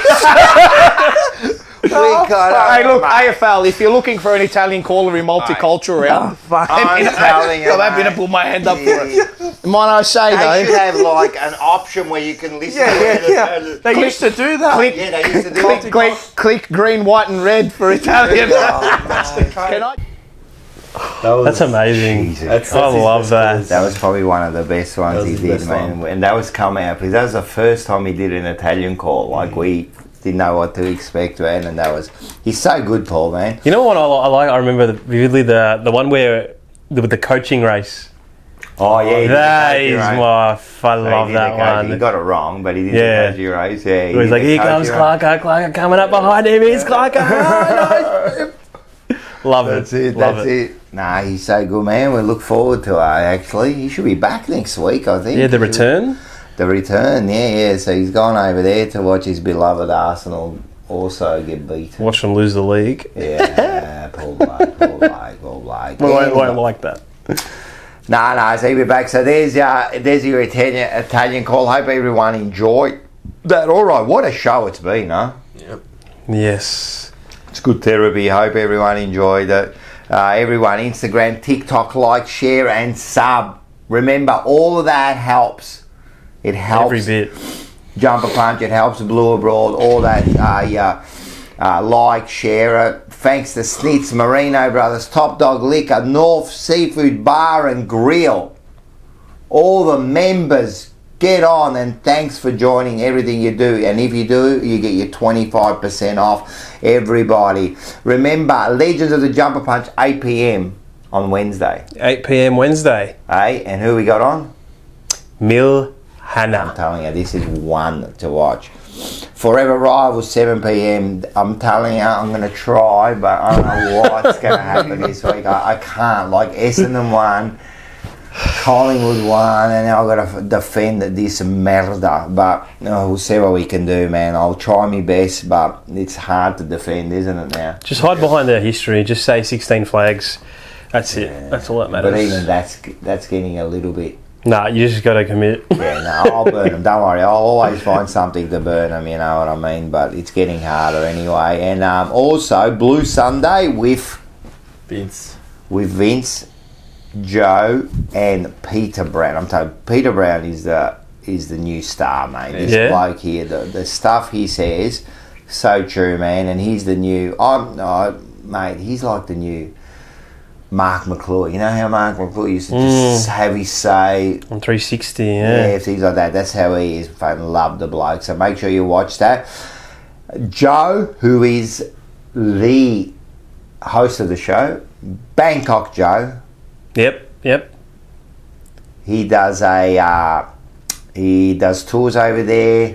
Retired working for you. So every week we show a little bit of the tour. So here is Joe.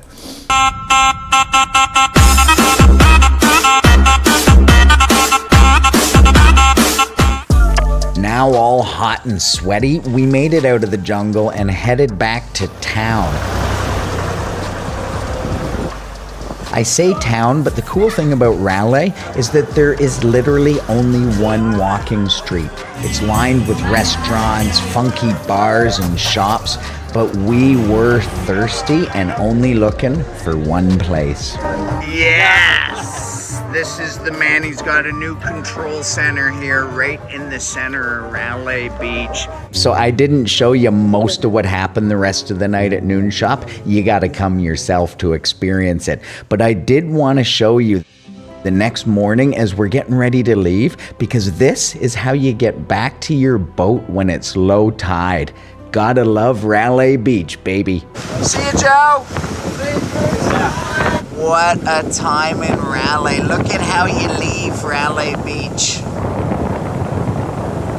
Check this out. If you're sitting out there dreaming about taking your first trip ever to Thailand and want to have a week just like this, check out rwforYouTours.com. It lays out the whole itinerary. We created these amazing tours so that people could come and enjoy my favorite spots in Thailand. And if you go to the website, you'll see the dates of the next tours, and who knows, maybe you'll be here with me.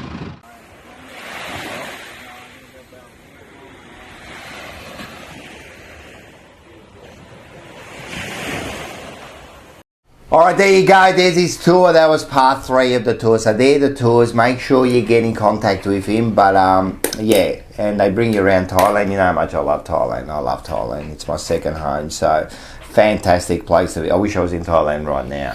Yeah, I might book a ticket. I'm telling you, go down there. You can go down there. You can watch the game. Yeah, probably at one of the September. pubs. But then once you get punished, you turn around, drink a beer, and you can forget all your worries there, man. Don't worry about anything. You don't have to deal. Actually, being in Sydney wasn't a bad thing, was it? Because you were just away from everything, you know. Even if it was only for 2 days. All right, let's get into You said you're going to read this, aren't you? Yeah, if you still keen. Fuck. Let's go. First one is...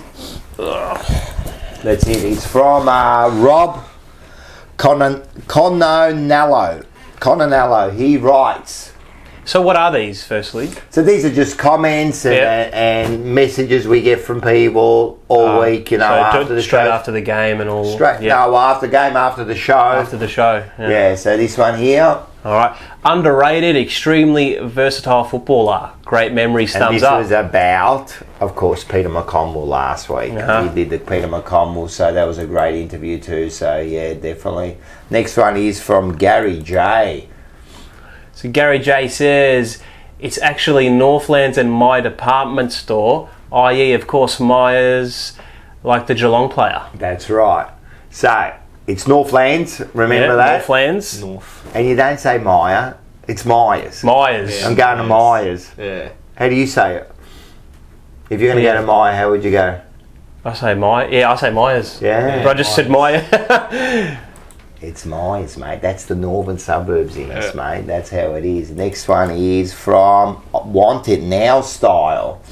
So the rivalry still exists. You guys are just having a rough patch, and you can can't handle losing to your arch rivals. Oh, I think it's a bit more than that. Yeah, I think it's not really there. It's kind of lost because you can see it in the team. I mean, even the players say it. It's just that it's just not there. The rivalry isn't there the way it used to be. It's definitely still there.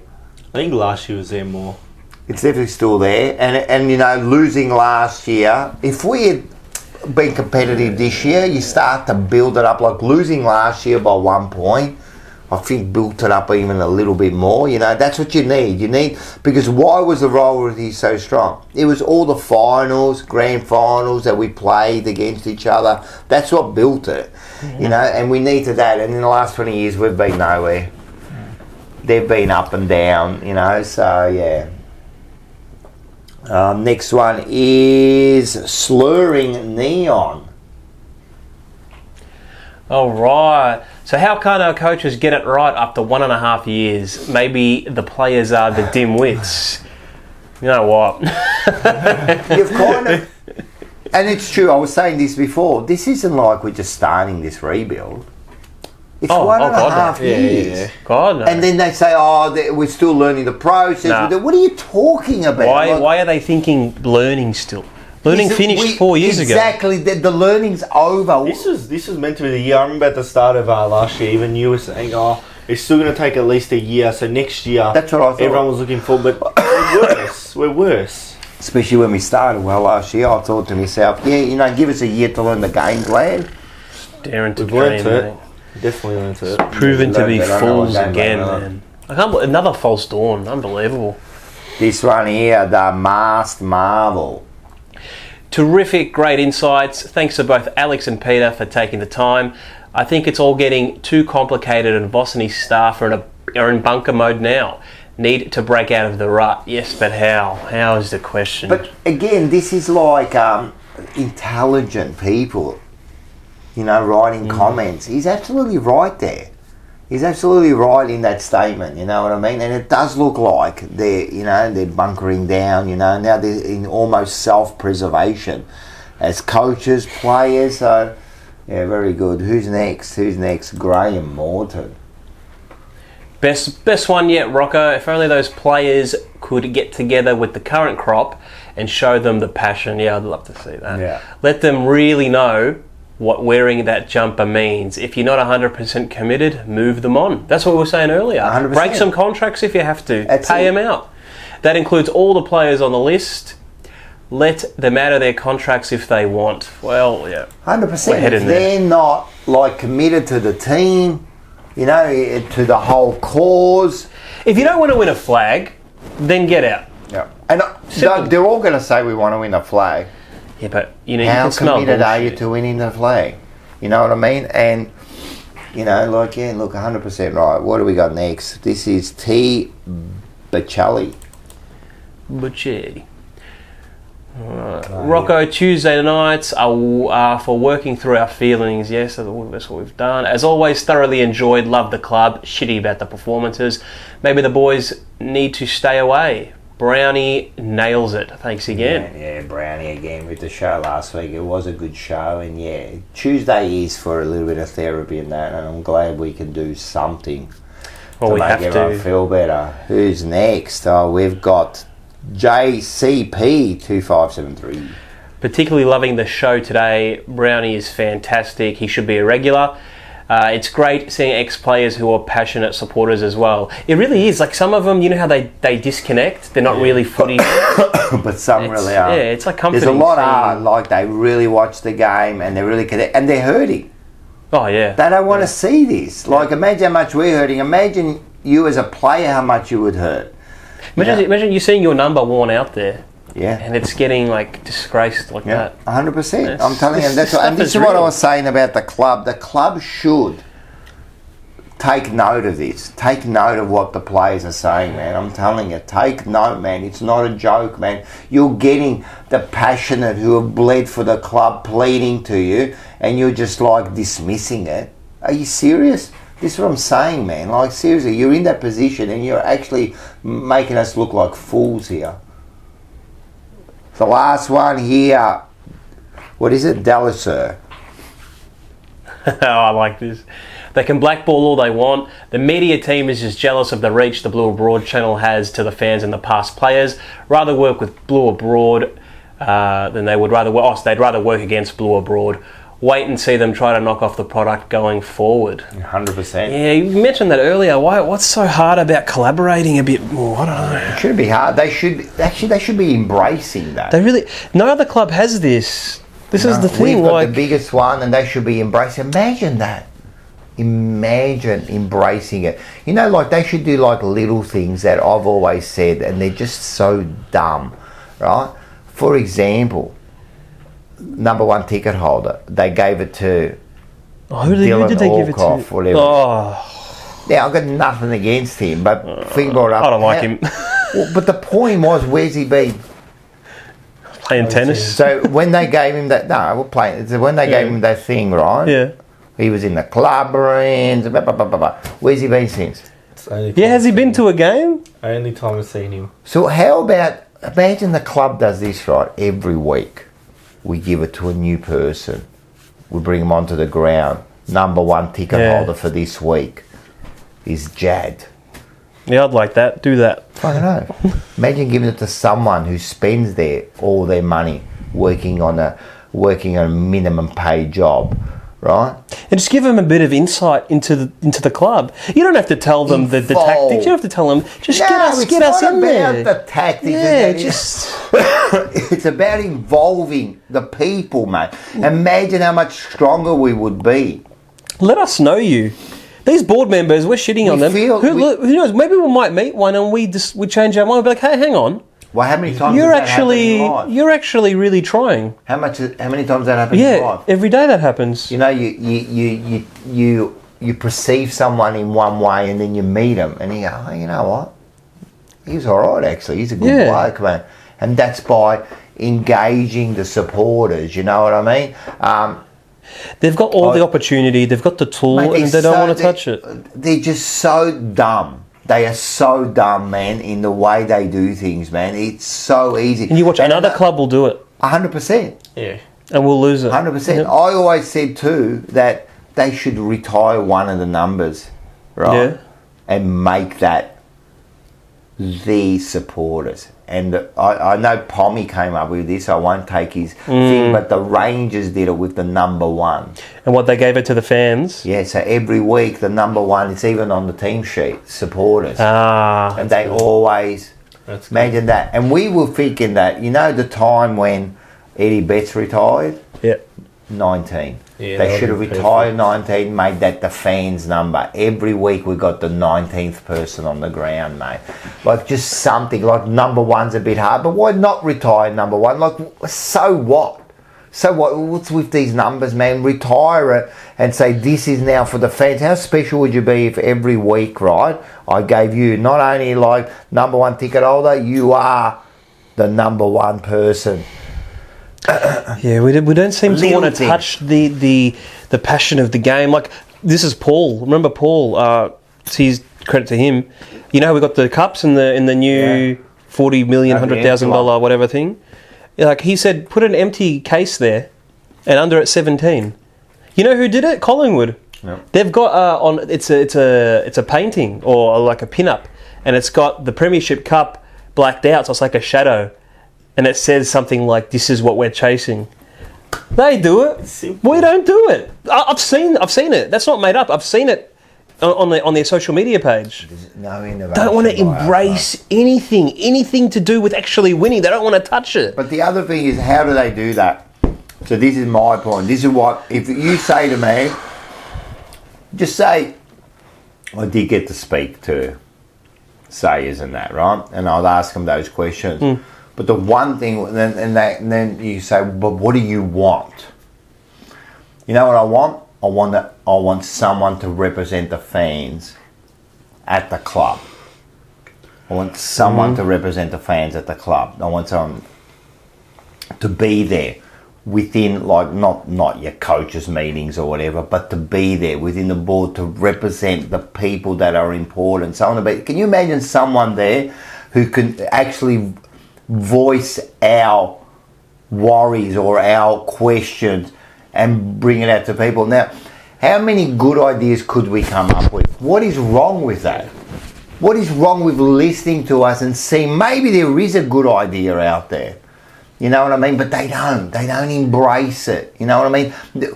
What's one of our biggest assets is the supporter base. It's the asset. It's the lifeblood. So why don't we embrace it? Why don't we use it? That's what we got to use. It's like saying about Sard, right? What's his asset is his speed and his kick, right? Why aren't we using it? Why aren't we using it? See, what they should be doing is they should be getting those players and then they should be using their assets.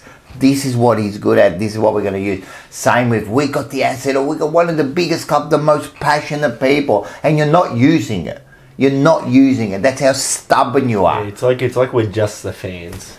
We're just the fans. Yeah, we're the dumb customer. Yeah, we're just the fans. But we make the club.